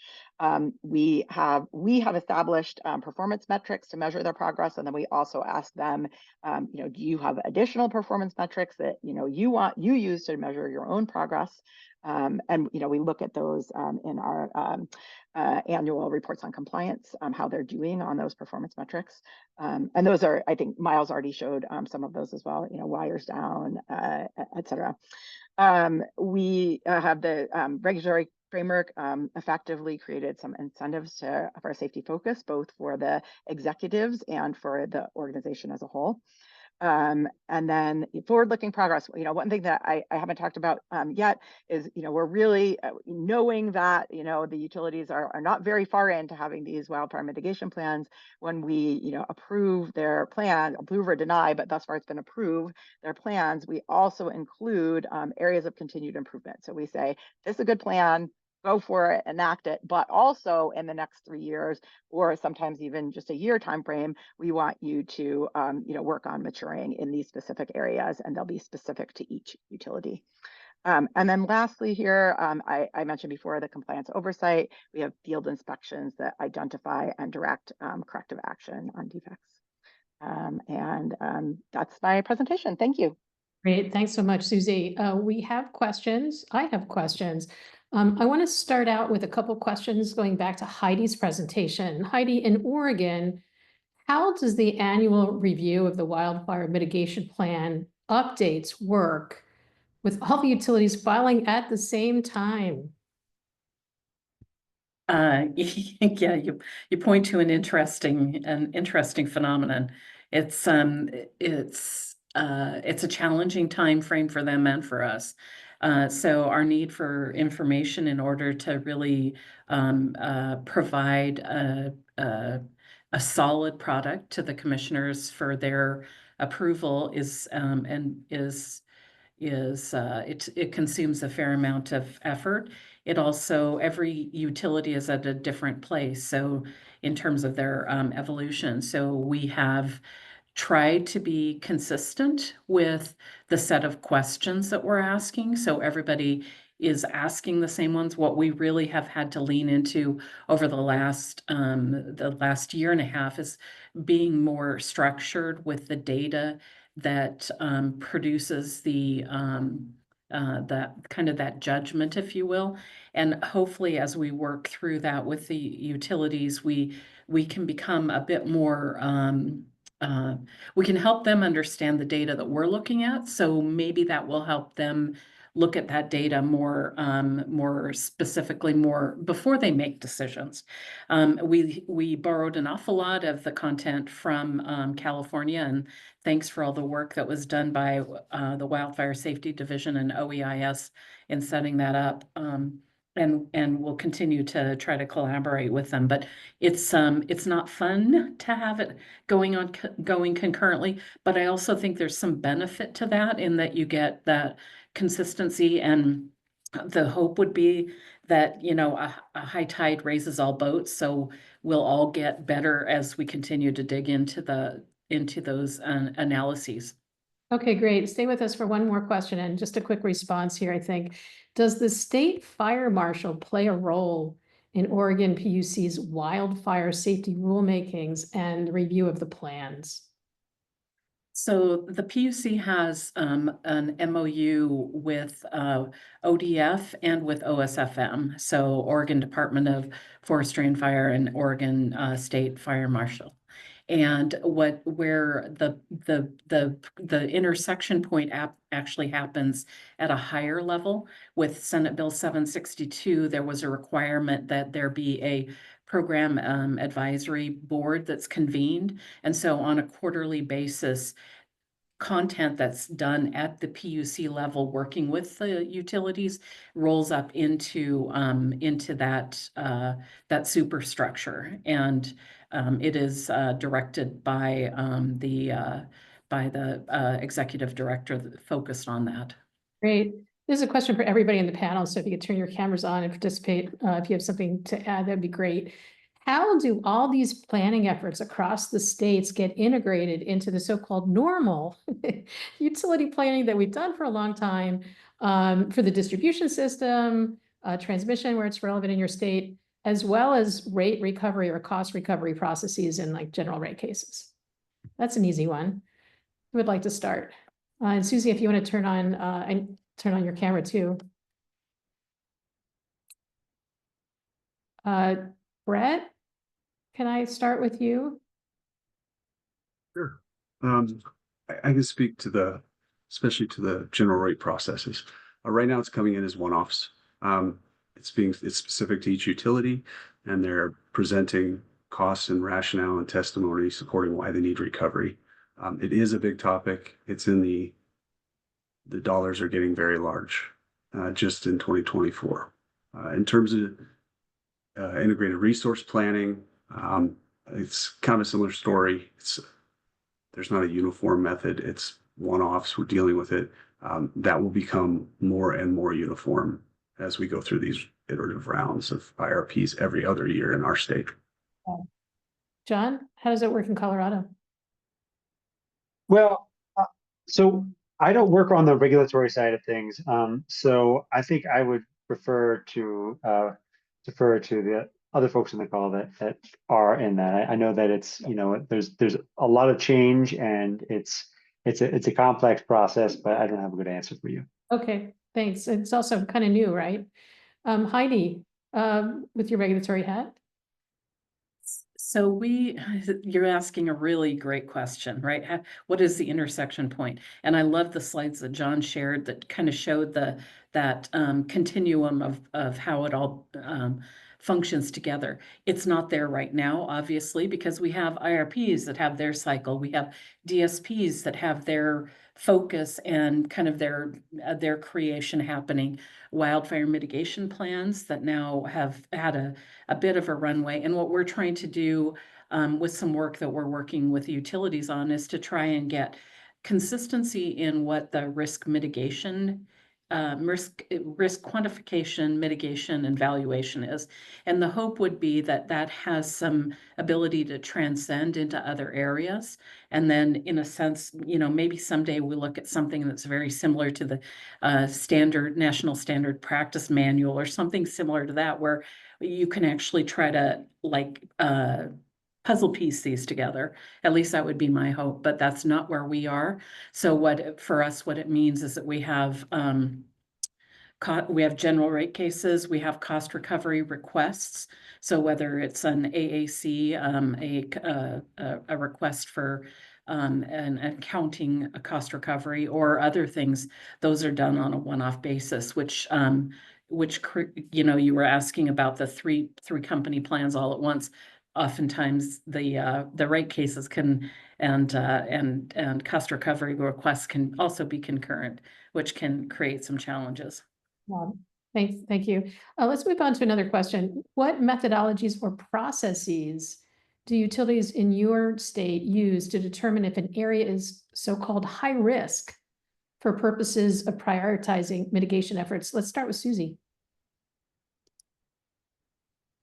So the California Public Utilities Commission established some maps that establish the high fire threat district.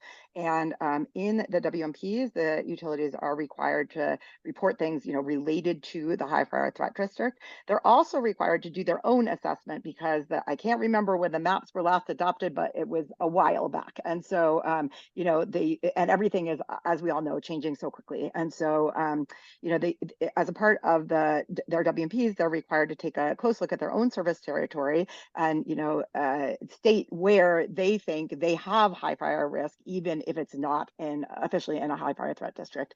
And so a lot of the utilities have what they're calling HFRAs, high fire risk areas, and then they will often report, you know, in terms of, we require them to report, you know, in terms of targets, how many miles are doing in your high fire threat district, how many in your high fire risk high fire HFRA, high fire risk area.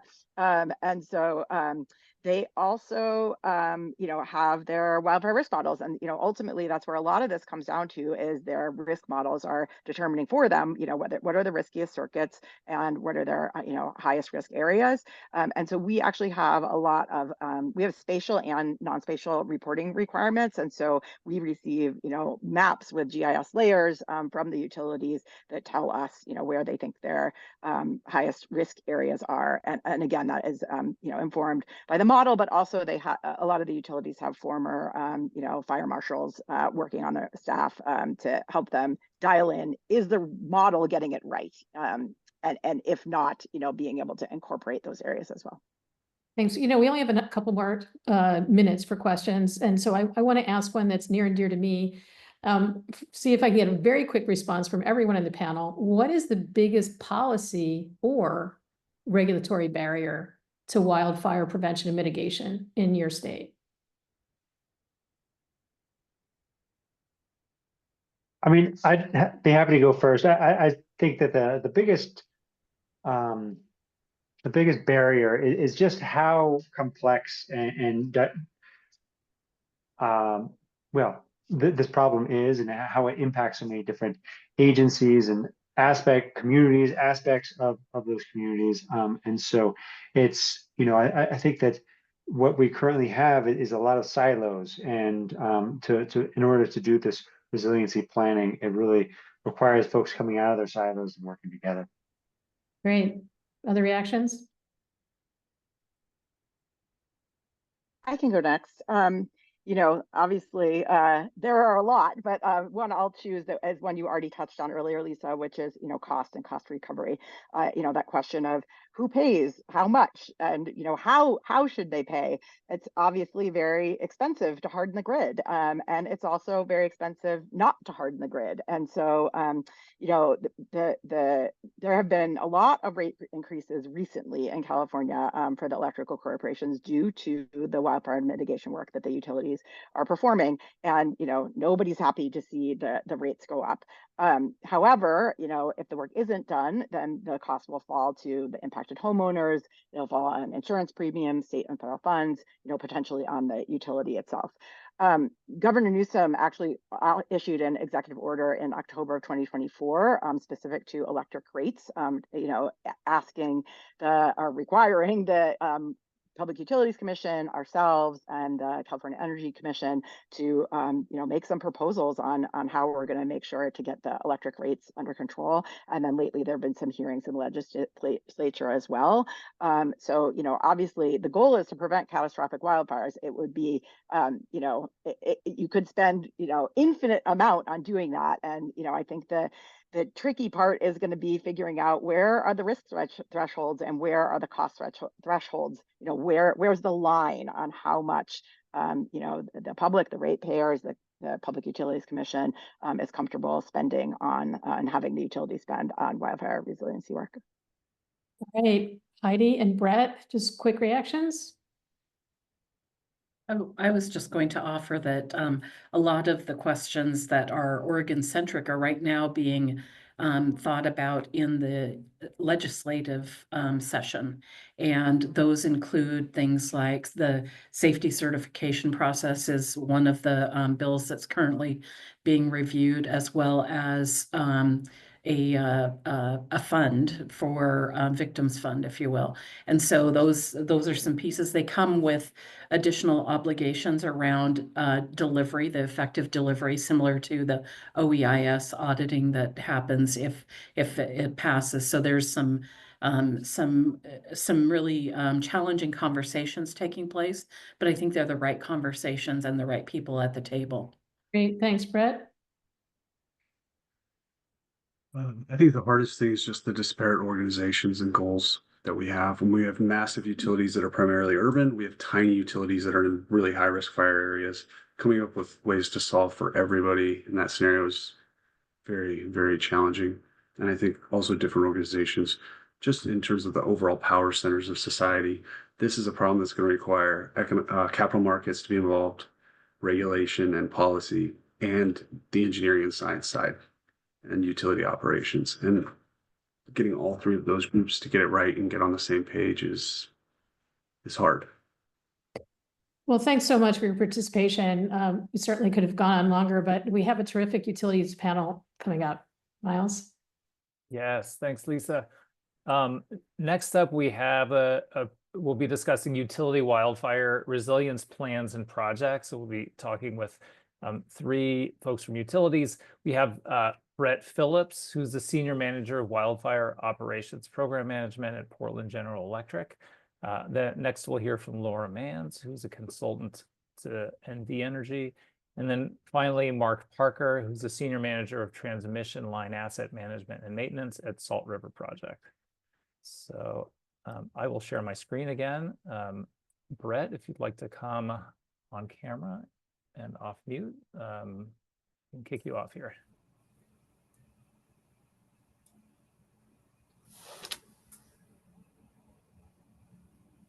All right, doing a sound check. Yep, we can hear you just fine. All right, excellent. Not sure if you can see me. It's not showing up that I am on camera. We can hear you just fine. We can't see you, but I'm sharing my screen with the slide. So if you'd like to just move forward, I think it's probably all fine. right. No, Yeah. that sounds perfect. Thanks. All right.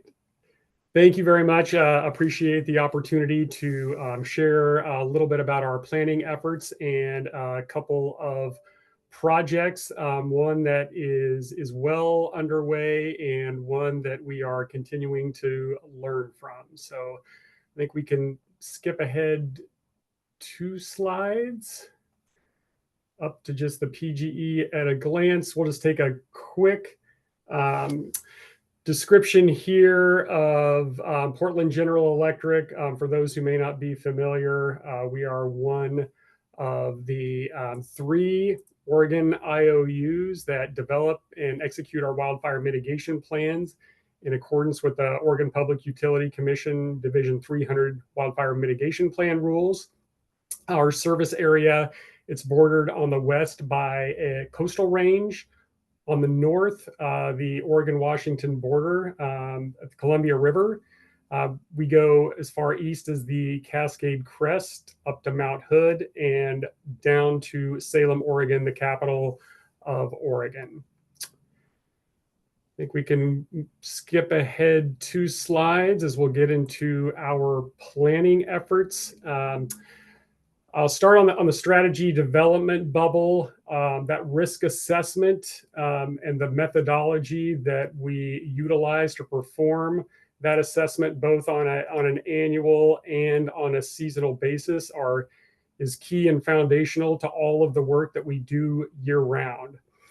We implement both plan mitigations to address annual risk and real-time mitigations in response to seasonal risk. Those mitigations include those grid design and system hardening projects you see in the blue box. Those are typically our multi-year projects. Those traditional utility investments, thinking of undergrounding, could be pole replacements with ductile iron, covered conductor, those fuse replacements for non-expulsion fuses, those standard grid design and system hardening projects. We also implement seasonal programs, those operational programs like vegetation management and inspections. A bulk of that work typically occurs prior to fire season for us, which is around that mid-June timeframe in our service area. Also heard a little bit earlier about EPSS, that enhanced power line safeties, that falls under our grid operations and protocols. That, along with our public safety power shutoff, that mitigation as a last resort, are key seasonal mitigations that we will employ based on the fire weather conditions at the time.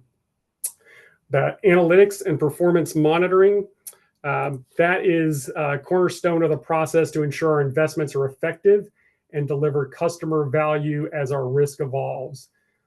As Heidi mentioned earlier, we're working to incorporate the new data templates in our modeling and analytics. It's been an intensive effort for us, but we've identified value and opportunities for improvement and look forward to maturing that process. And I think one of the more important elements of this slide also is that industry engagement. It's that throughout that planning of our wildfire mitigation initiatives, we engage the community and industry experts while increasing public awareness to our plans and activities. If we go to the next slide, we can see the results of that analysis for 2025. These are our high fire risk zones. It reflects this, a couple of key elements as we are deploying our mitigations. One is reflecting those long-term benefits as we're implementing our system hardening projects, as well as the increasing wildfire risk. In 2025, we were able to reduce the size of that high fire risk zone 9 in the Central West Hills by completing almost 9 miles of overhead to underground line conversion. Well, at the same time, you see that bubble number 12 in the Chehalem Mountains, we identified an area of interest during the last fire season due to interaction of east winds in the terrain, increasing fire growth potential that we observed with the Laurel fire that was in the area in Hillsborough. And with consultation with fire agencies, it further indicated that there were going to be longer detection and response times in this rural area, and also increased fire growth potential. So due to climate change, added a high fire risk zone to our service area in 2025. On the next slide, we can take a look at our wildfire risk equation and considerations. That wildfire risk equation, it's based on the classic risk equation of likelihood times consequence. And with wildfire, that added factor of fire growth potential. We've identified, using the same colored boxes from a couple slides ago, some of the techniques and mitigations that we would be employing based on whether it is an ignition likelihood that we are mitigating vulnerability to our system, some of the techniques that we would use there, and then also fire growth potential. A couple of the areas we're going to do a little bit deeper dive on in some of the projects and programs we have are around situational awareness and forecasting. Then depending on the investments, that can get at ignition likelihood when we're talking about early fault detection, or it could get around the fire growth potential as we dig a little deeper in some of our work with the AI cameras. So we move to the next slide and talk about our situational awareness and forecasting program as a whole. These investments provide coverage, 100% coverage, weather station for our service area, and camera coverage of our high fire risk zones. And we're increasing the monitoring on some of our outlying generation and transmission assets. The cameras, they provide early detection to both PGE and first responders, while the weather stations enable year-round weather briefings to PGE operations. The access to the high-resolution weather data enables PGE to assess and highly localize risk in each high fire risk zone. It's greatly enabled our ability to be more surgical with our actions and activities due to the seasonal wildfire risk. We're also transitioning to early fault detection pilots and moving that onto an ongoing program. The exciting part about that technology is detecting issues on the system before an outage or ignition takes place. In 2025, we'll have 2 additional circuits we'll be installing that early fault detection on. We can move on to the next slide. We'll talk, the next couple slides, we'll talk about AI cameras and some of the work that we've been doing in this space over the last several years. The objective of these cameras is quite simply, it's to speed up detection of ignitions, limiting that fire growth potential that I was talking about earlier. It improves our wildfire surveillance and reporting capabilities by combining ultra-high definition 360-degree views of the surveillance areas with advanced artificial intelligence algorithms that can differentiate between smoke, steam, mist. When these systems detect smoke plumes, they automatically dispatch notifications to the impacted emergency response agencies to facilitate rapid detection and suppression. The first responders have noted, we've received feedback that these detections are often received before the 911 source reports. That greatly reduces that fire response time and gives our first responders the best opportunities to knock down a fire before it becomes a larger event.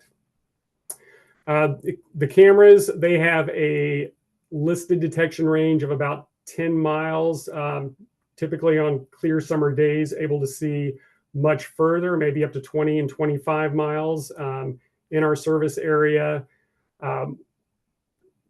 It utilizes the 360-degree UHD cameras provided with that artificial intelligence for that automatic signal detection for wildfire activity, and provides a view on the left-hand side here is an example of what we were able to see from the Lee Falls fire.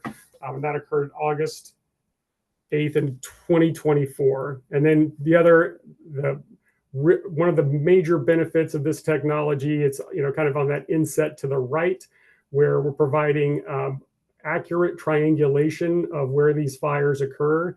So when there is a detection, the first fire agencies and first responders have specific coordinates and locations to focus their efforts. If we move on to the next slide. So this is a view of where our cameras are deployed across our service area. You can see these are highly focused in that wildland urban interface, again, kind of on the western side of our service area and the eastern side of our service area. We currently have 37 of the HD AI cameras installed, focused on these more wildland urban interface areas. One of the key things about the technology and the access to it, we currently provide accounts to over 215 users across 50 agencies. Those agencies include federal, tribal, state, local first responders, dispatch centers, that would be city council, interagency, and emergency managers. That agency outreach, that's ongoing and ever growing in that space. And let's go ahead and move on to the next couple slides. We'll transition to early fault detection. And this is one that we are transitioning more from a pilot to a program. This technology, the objective, it's to speed up detection of ignition risks, reducing ignition likelihood, and limiting fire growth potential. The technology, it detects and locates defects in the electrical infrastructure before they can develop into electrical faults that could cause ignitions, equipment damage, and electricity supply interruptions. This early fault detection systems, they monitor the electrical infrastructure using radio frequencies. So they're scanning 24/7 to detect any sudden rapid occurrence of asset defects. And they are accumulating this data over time, which allow us to build that capability and knowledge base to detect some more subtle long-term asset deterioration as our maturity and learning from deploying this technology grows. At a very operational level, the EFD systems functions include, so they'll detect those conditions that create risk of failure. The location of each detected condition, it's typically to plus or minus 30 feet when deployed on our power lines. That allows us to respond to the exact location and identify the specific issue to resolve it prior to an outage. And let's maybe go to the last slide. And this is a view of one of our more, I guess this is a little bit outdated dashboard. We do have some revised dashboarding for EFD system deployment. How we prioritize our deployment, we're looking at the number of overhead line miles, going back to the HFRZ map that we looked at earlier. We also look at the suitability for the use of covered conductor. This isn't planned for underground conversion specifically for wildfire risk mitigation. We look at critical customer impacts of a potential outage in the area and also review historical fault types and fault location capabilities. Then the last thing I would say about early fault detection, I did mention we don't typically use this for wildfire risk mitigation for those underground conductors, but we are looking at in areas that are not in our high fire risk zones as a resilience measure to monitor and potentially lessen customer outage impacts from underground cable deployments. So utilizing this technology could help us identify faults before they happen in underground cable installations, which could reduce customer impacts. And that's a use case that we have on our roadmap moving forward. And I think that was the last bit I would share. So thank you, and looking forward to any questions after hearing from our other panelists. Thank you, Brett. Laura, I'll pull your slides up right here.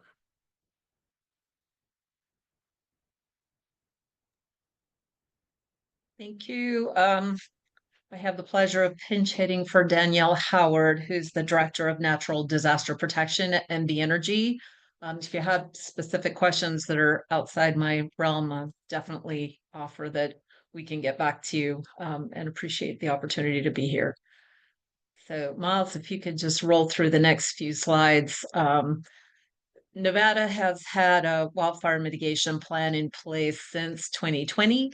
The company itself serves 90% of the state, nearly 46,000 square miles, 1.5 million customers, and a diverse population of tourists and residents. The Natural Disaster Protection Team is now called PowerSafe, and they're a dedicated team that is looking at reducing risks from wildfires and other natural disasters. So in Nevada, it considers wildfires, but also we go through an exercise every 3 years to determine what other high-risk natural disasters could be part of the portfolio of things that we would want to mitigate. Next slide, please. So we've all seen with climate change, increase in wildfires. Our meteorologist at NB Energy likens it to squeezing a sponge harder and harder each cycle. And we have definitely seen prolonged droughts, more wildfire events, more high wind events as a driver of wildfires and other natural disaster drivers. Thank you. So the journey onto the Natural Disaster Protection Plan in 2019, Nevada's Senate Bill 329 required a natural disaster protection plan. We're now in the cycle where the Natural Disaster Protection Plan is filed every third year. And on the alternating years, there's a progress report related to the Natural Disaster Protection Plan. So we're now in the second cycle, the 2024 through 2026, and costs are recovered in a regulatory asset proceeding. And then the Natural Disaster Protection Plan currently is filed in its own companion proceeding. So in the legislation, there are a set of requirements that inform the Natural Disaster Protection Plan. So first of all, a risk-based approach, and I think we'll hear a lot of repeats from what we've heard in the other panelists. And then in that risk-based approach, using modeling to identify areas of high likelihood, high impact, that helps focus all the programs. So vegetation management is on a cycle, and it is a more rigorous cycle in the higher risk areas. Grid ruggedization, so I'll talk about that some more as the focus of the presentation. We have been in collaborative discussions on grid ruggedization, hardening, undergrounding, covered conductor since 2020. So we hold we call it our expert working group sessions annually. And then for communities that are impacted, there are deep dive discussions that happen within the community to talk about what specific things are happening. Vegetation is reduction is one of them. Grid ruggedization is another. And so that happens on an at least annual cycle. Situational awareness, kind of as the other speakers were saying, weather stations, wildfire cameras. We use a tool called Cloudfire, uses Pyrecast, and the information that NB Energy is looking at is available on a public dashboard, nvfireweather.com, and that allows anyone who's got some interest or curiosity about weather conditions, fire weather conditions, can go to the website and look at the zones that have been identified as elevated risk and know what's happening in their neighborhood or with any particular location that has been identified as a wildfire tier. Operational practices, as others have talked about, go into no reclose to mitigate spark risk. There's a fast trip fire mode, also called EPSS, that's been instituted, and then emergency de-energization for wildfires that are coming near power lines and infrastructure. Patrols and inspections, that's on a cycle that is more rigorous in areas where there is a risk of wildfire. Public safety outage management, PSOM, is the Nevada version of PSPS. And as I mentioned, emergency de-energization to keep the public safe. I am going to specifically talk about system hardening and ruggedization. So under the program, there are a few things worth mentioning here. There's a lot of covered conductors replacing bare copper wire. Some of the aging infrastructure is being identified for ruggedization. There are pole replacement programs, and as part of the patrols and inspections, expulsion fuse replacement in high wildfire areas, lightning arresters, tree attachments, which is a longer program because it's working with individual customers, substation hardening, and then the program I'll talk about a little bit more is selective undergrounding. The commission in Nevada encouraged NV Energy to come up with creative cost-sharing opportunities that support the hardening and ruggedization while also benefiting communities. And so NV Energy has adopted an approach under what was the Rule 9 new business cost allocation to support some of the cost sharing on initiatives for communities. And I'll talk about a couple of those as examples. Next slide, please. Thank you. So in the community called Glenbrook, and many of these areas, well, all of the areas I'll talk about are in what we call Tier 3 extreme wildfire hazard. So as part of the program, the utility will do an estimate based on least cost solution. In most cases, it would be replacing some of this infrastructure with a covered conductor solution. And so for communities that would rather have cost sharing done under this Rule 9 approach, they'll get a credit based on what the utility would have spent, and that those costs are approved in the Natural Disaster Protection Plan. And then under Rule 9, there are credits that the communities can use. And so currently there's about 2 miles of undergrounding that's been completed under this cost sharing arrangement. 27 tree attachments have been removed and 18 services have been converted to underground. So the whole project altogether will be about 5 miles of overhead lines converted to underground.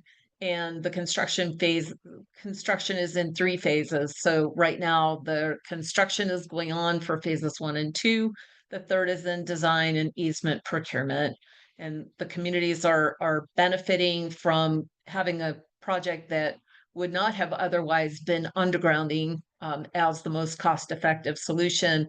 They get something that's more pleasing to the community, and the energy gets to do a cost-sharing arrangement so that the costs of the Natural Disaster Protection Plan aren't impacted by doing a more robust solution than would be initially indicated. And then 2 other projects, Zephyr Cove, another area around Lake Tahoe, wants to pursue a joint underground effort with NV Energy around the resort. And then the Lake Tahoe Transportation District has a bike path that they would also like to use as an area for undergrounding under the cost sharing arrangement. Other communities are now expressing interest, and we have had a win-win for all the parties that would like to see undergrounding, but the other customers of NV Energy are not impacted from the cost due to the predetermined cost sharing arrangements. And that's all I have. Thank you very much. Thank you, Laura. Next up is Mark Parker from Salt River Project. And Mark, I'll bring your slides up here.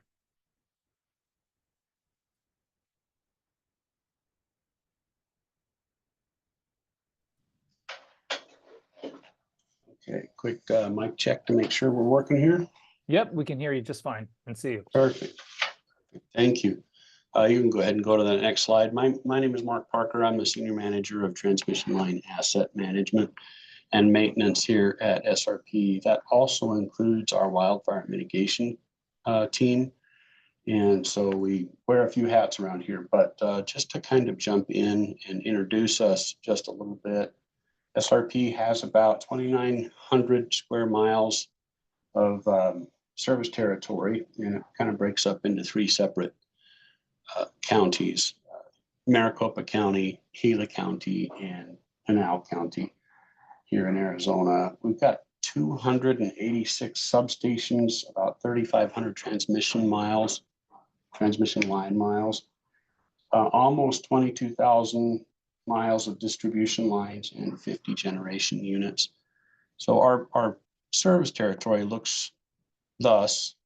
In the darker blue, our water service territory. We started as a water company and then later on started generating electric off of our water. And so our electric service territory is that slate blue color. And then we also out into the more of a royal blue color serve our eastern mining district. The transmission lines pretty much traverse different parts of the state. But next slide. We have the opportunity to work with our state regulators on our 230 and 500 kV locations. When we have those come up, then most of the other decisions that we make, we spend time with our board of directors. So in an effort to make sure that we're in lockstep with our state regulators, we work hand in hand with all of our sister utilities here in the state. So on a regular basis, we're meeting with APS, Tucson Electric, Unisource, and WAPA to make sure that anything that they're working with state regulators on, we're working to be hand in hand with them and playing nicely in the sandbox. So some of the things that we have done from our perspective to try and make sure that we're doing that is we host tabletop exercises with each of these different groups. And we have definitely been talking in recent years about our wildfire mitigation plans and our public safety power shutoffs. But there are other items that we discuss with them on a regular basis to make sure that whatever the requirements are, we're meeting those as well. But I'll focus in the rest of this presentation quite a bit specifically on public safety power shutoff and then on two specific programs that we have for resiliency. Next slide, please. So you heard Laura mention Wildfire. I'll back up just a little bit before I jump straight into Wildfire and tell you that last year was our for the previous 3 years, we've been working on developing our wildfire mitigation plan. I joined this team about 2 years ago. And so we've been working on that diligently, and we published our first version of the wildfire mitigation plan this past year. And then this year will be our re-upping of that program, if you will. But of course, as part of that, then the PSPS, last year, we were pretty much told, hey, you will have one before fire season. We didn't know what that really looked like. We weren't completely sure what everything should be that goes into that. So we pulled a lot of people together, and luckily we had some folks who had done them at other power companies. So we were able to pull upon their knowledge, and that was a good thing. But so when last year we needed to pick our circuits and develop our PSPS, we grabbed a hold of our non-reclose program, and using our wildfire mitigation specialists looked at those areas that specifically were our highest risk. And we picked 5 circuits. That impacted 1,600 customers if we would have called all of them at the same time. Luckily, last year we never had to call any. But the point I'm getting to is that once we hired Wildfire and had them start developing our fire threat model so that we could see what we were really looking at in our area when you really put the data into it. We gave them our outage information from a transmission and a distribution perspective. We gave them our fire history, which, by the way, our mitigation specialists have been tracking extensively since 2019. That's a great program and has all that information at his fingertips. They put all that into their computers and hit it with several million weather and fire and electrical action scenarios. We then were able to get from them a fire threat model that had 3 separate tiers on it. Most of our service territory falls in the green. We're pretty lucky with that.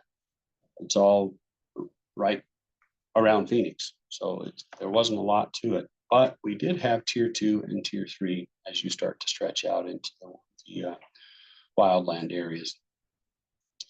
And we were able to take a good solid look. And this is where I'd like to stop just briefly and kind of pat us on the back a little bit. We were really pleased to find out that we were pretty darn close with what we did from a historical perspective and looking at our non-reclose circuits, and then comparing it to what this fire threat model was, we really weren't that far off. We only had maybe one or two small surprises.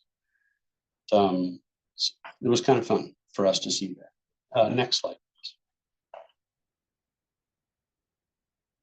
All right. So using the tier 3 and tier 2, our fire mitigation and vegetation management and operations folks literally went out and drove all of those circuits that were in the tier 3 and the tier 2 that butted up against the tier 3, and took notes and were able to deliver a great deal of information back, and then compare it or run it through the same criteria that we would have used to make a decision about our non-reclose. And then we tightened that up just a little bit, because PSPS is obviously your last resort. And we were able to remove some circuits and add a couple of others that we were surprised to see in there. At first, we were looking at, instead of 5 circuits, as many as 13. But when we were really able to dive in and look at it and look at the efforts that we could take before this fire season, we were honestly able to whittle that down to 3 circuits. So we went from 1,600 customers impacted down to just under 200.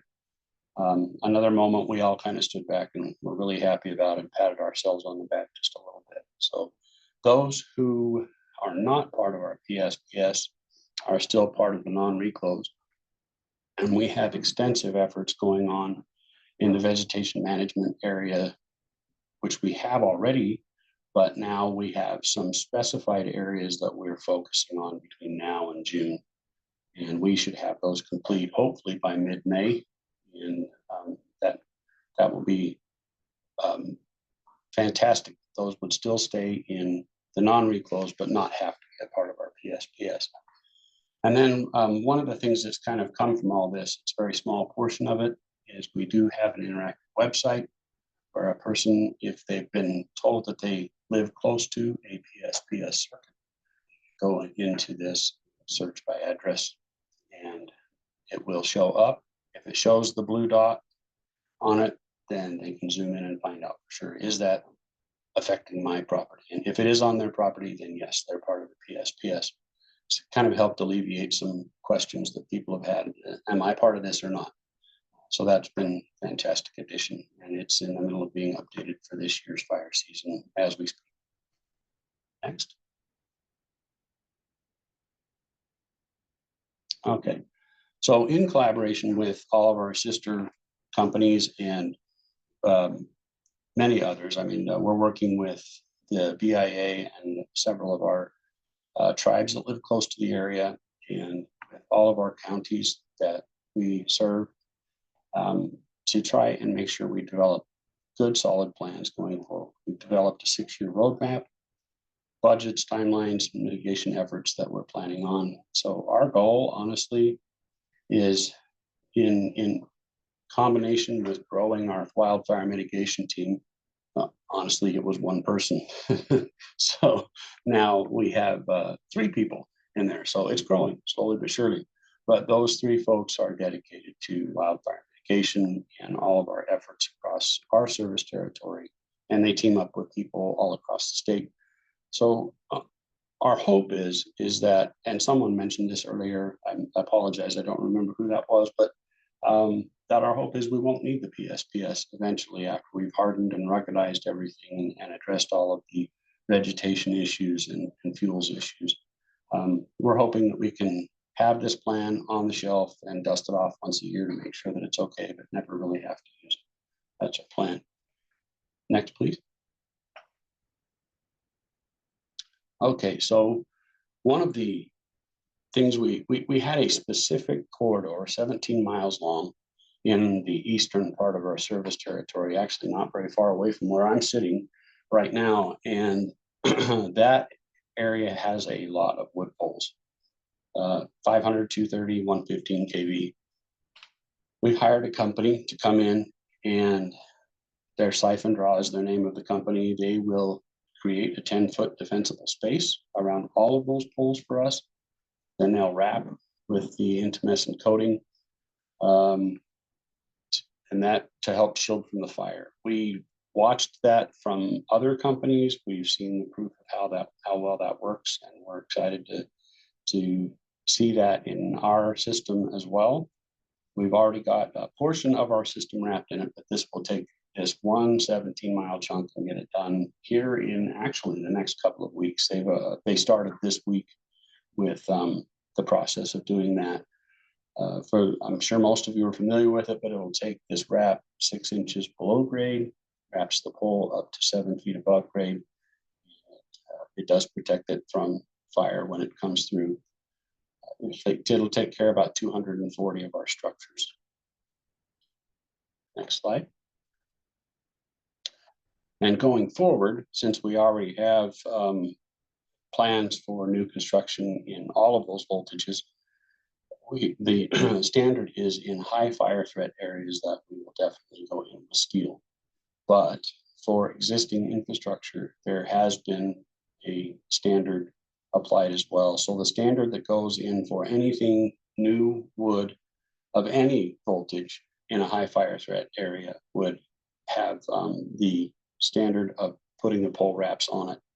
But the plan for us is to just really have our existing infrastructure that is out there, that when our maintenance crews go out and they address any other maintenance items, they will go ahead and they'll also address this as part of their maintenance items to wrap these poles and get them protected. And that should take care of the rest of our system. And then as time goes on, as those poles age out, or as we need to upgrade, we will change to steel in any of the high fire threat areas. Next. All right, and this is the final piece for me for bird guard. Our biological department has been fantastic at working with everyone across the company, and they found out, we all found out very quickly that birds not only are hurt or killed in the process of being on our poles and making contact with areas they shouldn't, but that many times they will catch fire and fall to the ground and fall into the vegetation and cause a fire. So we are in the process right now, under review and close to approval, of updating to a new standard for avian protection, bird guards on anything new that's being built out there at any voltage. And we tried to find a piece of equipment that will work at any voltage or be modified to be functional the way that it should for any one of our voltages in the avian sensitive areas. Now, that isn't always where we have wildfire threat or a high risk of wildfires, but a lot of times they really do coincide. So we'll find that this will help us benefit that quite a bit. And again, just like with the pole wraps for our existing infrastructure, as part of transmission and distribution maintenance, they'll retrofit our wood poles, and even our steel structures that are out there. I left the steel out of this presentation, I apologize, but they'll any of our existing infrastructure that needs to have bird guard applied, they'll retrofit that as part of their regular maintenance program. I think that might be it. We do have a couple of other programs that are going on that we're excited about, but there was no way that there was time for me to include them here. So thank you very much. Thanks very much, Mark. We do have a few questions in the Q&A box. If we could get the three panelists actually to come back on camera, I can read these off, and some are probably for anyone who can answer them, and some are specifically directed. So we'll start off with the first one here. How are these planning efforts coordinated with local and state emergency management agencies? I can address that one. For NV Energy, as I said, we have a pretty extensive list of our expert working group. I think it's now over 1,000 invitees. And then for the highest fire threat areas, the company will go and hold local town hall meetings to make sure that we're in coordination with the authorities, emergency agencies, and then also receiving input from the public. Thanks, Laura. Would anyone else like to chime in on that one?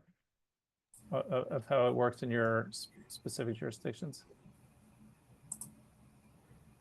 Yeah, this is Brett. Yeah, I'd say very similar to what Laura shared. We do reach out to those local partners, particularly around the identification of those high fire risk zones and solicit feedback. So just share, this is what we're seeing. Are you seeing what we're seeing?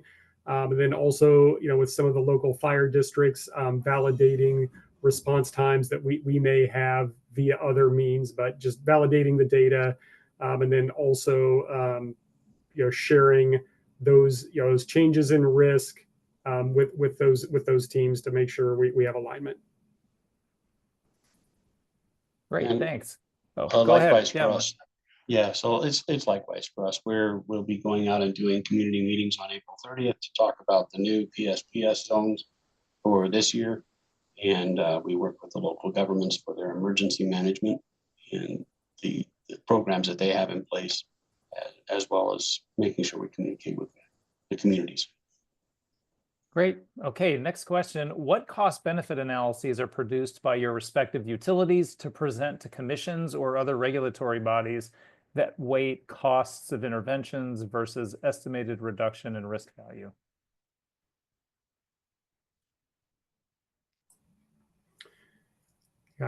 I can start. This has been a journey and maturity for PGE. We have been sharing our capital risk spend efficiencies. I think this is the second cycle in which we've been sharing that information. And beginning in 2024, we began development to provide risk spend efficiencies to measure that those different alternatives of analyses between our vegetation management programs, and then in 2025 for our 2025 WMP update, also looking to provide that information for our inspection program. So we have been doing that for our capital programs, primarily for grid design and system hardening, and expanding that into our O&M programs and growing that maturity.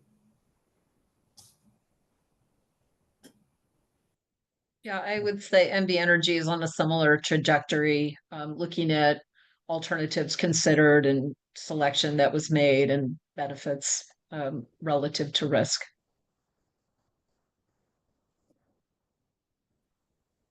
I would have to throw my hat in the ring and say the same for SRP. Okay.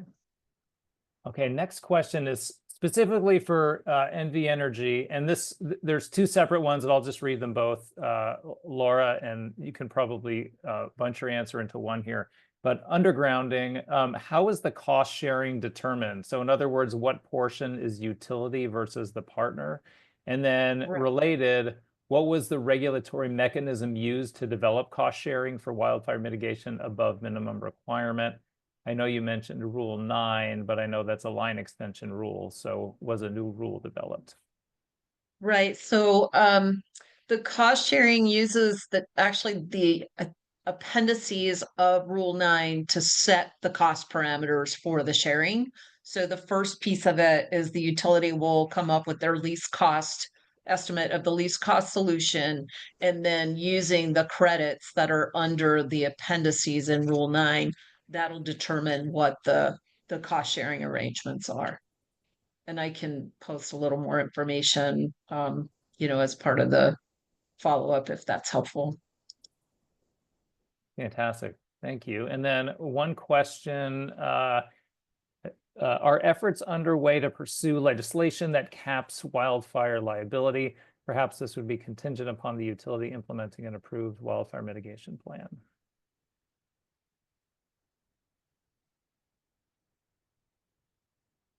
There are efforts for that here in Arizona right now. Most of those efforts are being driven by one of our sister companies, APS. but there are limits to the liabilities. That is part of the argument on the table right now. Yes. Okay, and maybe. Oh, sure. sorry, Similar. I'm sorry. Yes, I just shared similar for Oregon. There's a number of wildfire related bills, in the legislature right now. So across a number of topics, including that. Yeah, I think that's generally a trend across states that are prone to wildfires. Okay, and we have time for maybe one more question here, and this is for all three of you. So what's one emerging technology or approach that you're excited about for wildfire mitigation? Be something that you see coming up in the future.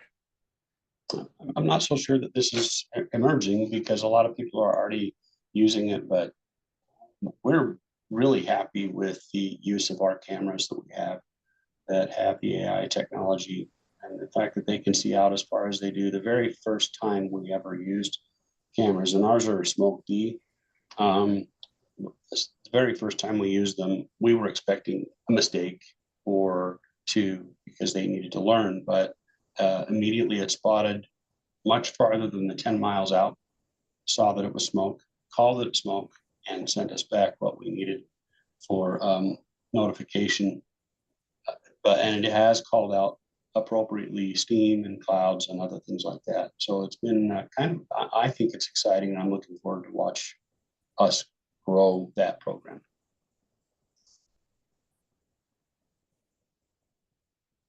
I think it's hard to pick one.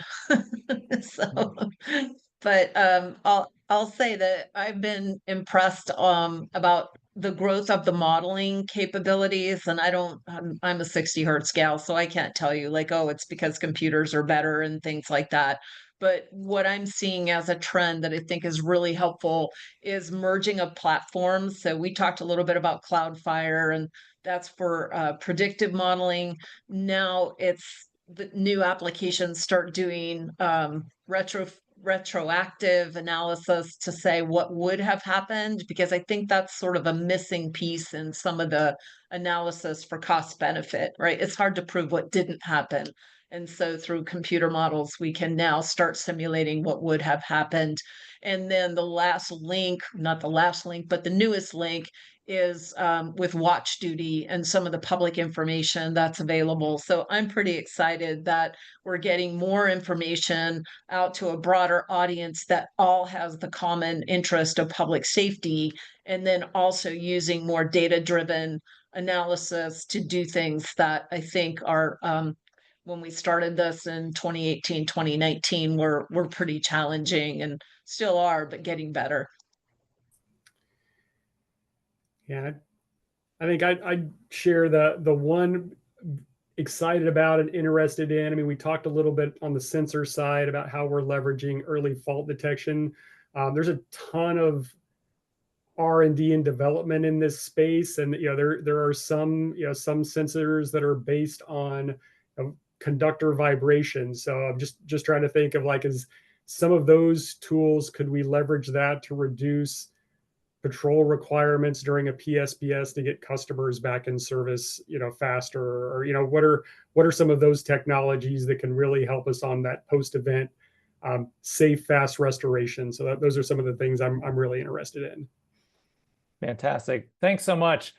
We're right at the top of the hour now, and so I'd like to extend a huge thank you to the three of you for presenting, and to all of our panelists and presenters this afternoon. It was fantastic material, and appreciate all your insight and discussion. A big thanks to the U.S. Department of Energy's Grid Deployment Office for their support for the research and training, and a big thank you to NARUC, NASIO, and the Western Interstate Energy Board for your outreach efforts. This concludes today's training session, and we appreciate everyone attending and participating. Thanks.